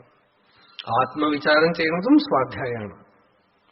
തപസ് സ്വാധ്യായ പ്രവചനേ ഏവേതിനാകോ മൗദ്ഗല്യ. തപസ് എന്താണെന്ന് ചോദിക്കുമ്പോ മുദ്ഗലൻ എന്ന് പറയുന്ന ഋഷിയുടെ പുത്രനായ മൗദ്ഗല്യൻ പറഞ്ഞു തദ്ധി തപഃ. അത് തന്നെയാണ് തപസ്സെന്ന്. എന്താ തപസ്? സ്വാധ്യായ പ്രവചനം. തപസ്വാധ്യായ നിരതം. വാൽമീകിയെ കുറിച്ച് പറഞ്ഞു തപസ്സും സ്വാധ്യായവും ആയിട്ടിരുന്നു. തപസ്, സ്വാധ്യായം, പ്രവചനം. ഈ സ്വാധ്യായ പ്രവചനമില്ലാതെ ഇരിക്കാനേ പാടില്ല എന്ന് തന്നെയാണ് വിധിക്കുന്നത്. വേദാധ്യയനം ചെയ്താൽ അത് പഠിപ്പിച്ചു കൊടുക്കും, ഗീത പഠിച്ചാൽ പഠിപ്പിച്ചു കൊടുക്കണം, ശാസ്ത്രം അറിഞ്ഞാൽ പഠിപ്പിച്ചു കൊടുക്കും. അങ്ങനെ ചെയ്തിട്ടില്ലെങ്കിൽ തമാശ ആയിരിക്കാം. ആരറിഞ്ഞിട്ട് പഠിപ്പിച്ചില്ലയോ അവര് ബ്രഹ്മരക്ഷസായിട്ട് പോകുന്നതാണ് പറയുന്നത്. ഇതൊക്കെ ഇങ്ങോട്ട് ശേഖരിച്ചു വെച്ചിട്ട് മരിച്ചുപോയി കഴിഞ്ഞാൽ പറഞ്ഞും കൊടുത്തിട്ടില്ലെങ്കിൽ അവരുടെ മരണത്തിന് ശേഷം ബ്രഹ്മരക്ഷസായിട്ട് നടക്കൂത്രേ. ആരെങ്കിലുമൊക്കെ എന്നിട്ട് പിടിച്ച് ബ്രഹ്മരക്ഷസായിട്ട് ചിലപ്പോൾ പഠിപ്പിക്കും അല്ലേ? അപ്പൊ നമ്മൾ പഠിക്കാൻ പോവോ? ബ്രഹ്മരക്ഷസ് വന്നിട്ട് രാത്രി വീട്ടിൽ വന്നിട്ട് ഒരു ഗീത പഠിപ്പിക്കാം എന്നിരുന്നാൽ നിങ്ങൾ ആരെങ്കിലും പഠിക്കോ? അതുകൊണ്ട് ജ്ഞാനത്തിനെ കൊടുക്കണത് ഒരു യജ്ഞം, സ്വാധ്യായ യജ്ഞം. സ്വാധ്യായം എന്ന് പറയുന്നത് ഒരു യജ്ഞമാണ്, പ്രവചനം എന്ന് പറയുന്നത് ഒരു യജ്ഞമാണ്. ഇതൊരു യജ്ഞമാണ്. ഭഗവത്ഗീത വെച്ച് ആരാധിച്ച് സത്സംഗത്തില് ഇതൊരു തപസ്സാണ്. ദിവസം 6:30 മണിക്ക് തുടങ്ങിയ 8:30 മണി വരെ 2 മണിക്കൂർ ചിന്തിച്ചു നോക്കൂ. നമ്മൾ ജപിക്കാന്ന് പറഞ്ഞിരുന്ന അരമണിക്കൂർ ഇരുന്നാ പോയി പോകും അല്ലേ? ധ്യാനിക്കാന്ന് പറഞ്ഞിരുന്ന 1 മണിക്കൂർ കഴിയുമ്പോഴേക്കും കാലുവേദന. ഈ 1-2 മണിക്കൂർ നിങ്ങൾ അനങ്ങിയിട്ടില്ലല്ലോ. ആരെങ്കിലുമൊക്കെ ചിലപ്പോ ഉറങ്ങിയിട്ടുണ്ടാവും. അതും ഒരു യജ്ഞമാണ്. അത് ഉറങ്ങിക്കോളും, കുഴപ്പമൊന്നുമില്ല. അത് സാധിക്കാത്ത ഒരു കാര്യം ഇവിടെ സാധിച്ച അതും ഒരു വലിയ കാര്യമല്ലേ? 2 മണിക്കൂർ കർമ്മമില്ലാതെ അഭയം, സത്വസംശുദ്ധി, ജ്ഞാനയോഗ വ്യവസ്ഥിതി എന്നൊക്കെ പറഞ്ഞ് ഭഗവാനെയും ജ്ഞാനത്തിനെയും ആത്മതത്വത്തിനെയും ഭഗവത്ഗീതയും ഭാഗവതമൊക്കെ ഇങ്ങനെ കേട്ടുകൊണ്ട് നമ്മളുടെ മനസ്സ് 80% വെളിയിൽ പോയി 20% ഇത് ഉള്ളിൽ വന്നാലും ലാഭമാണ്.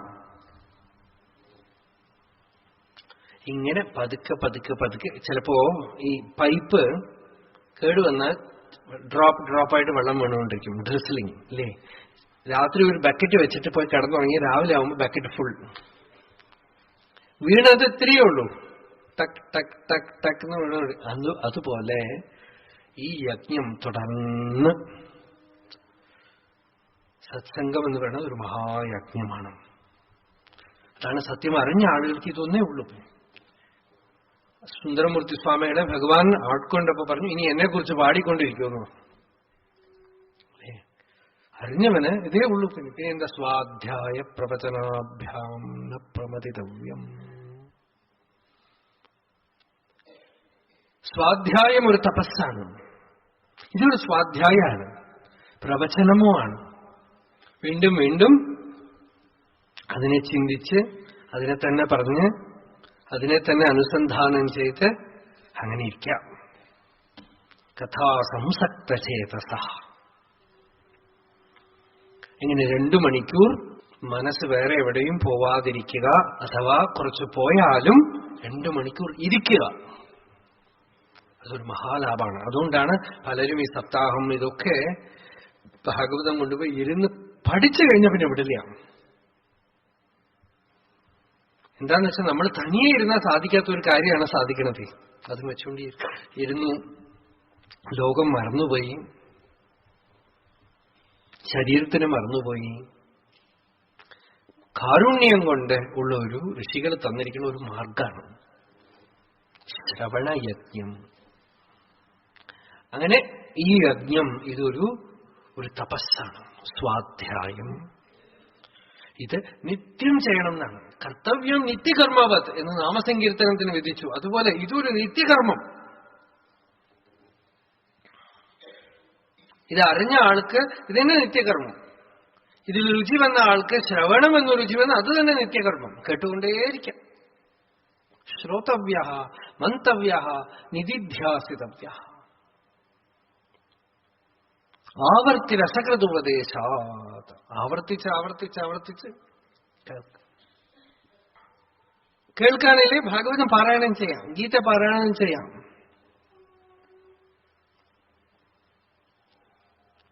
അവരവർക്ക് ഉള്ള ദിവ്യഗ്രന്ഥത്തിനെ പാരായണം ചെയ്യുന്നത് സ്വാധ്യായം.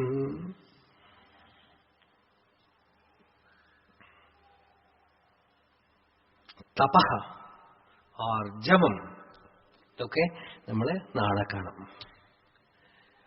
സർവേപി സുഖിനഃ സന്തു സർവേ സന്തു നിരാമയാഃ സർവേ ഭദ്രാണി പശ്യന്തു മാ കശ്ചിത് ദുഃഖഭാഗ് ഭവേത്.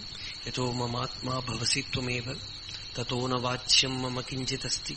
യഥാ തവേഷ്ടം കുരു മാം തഥൈവ ത്വാം ആത്മനാഥം രമണം.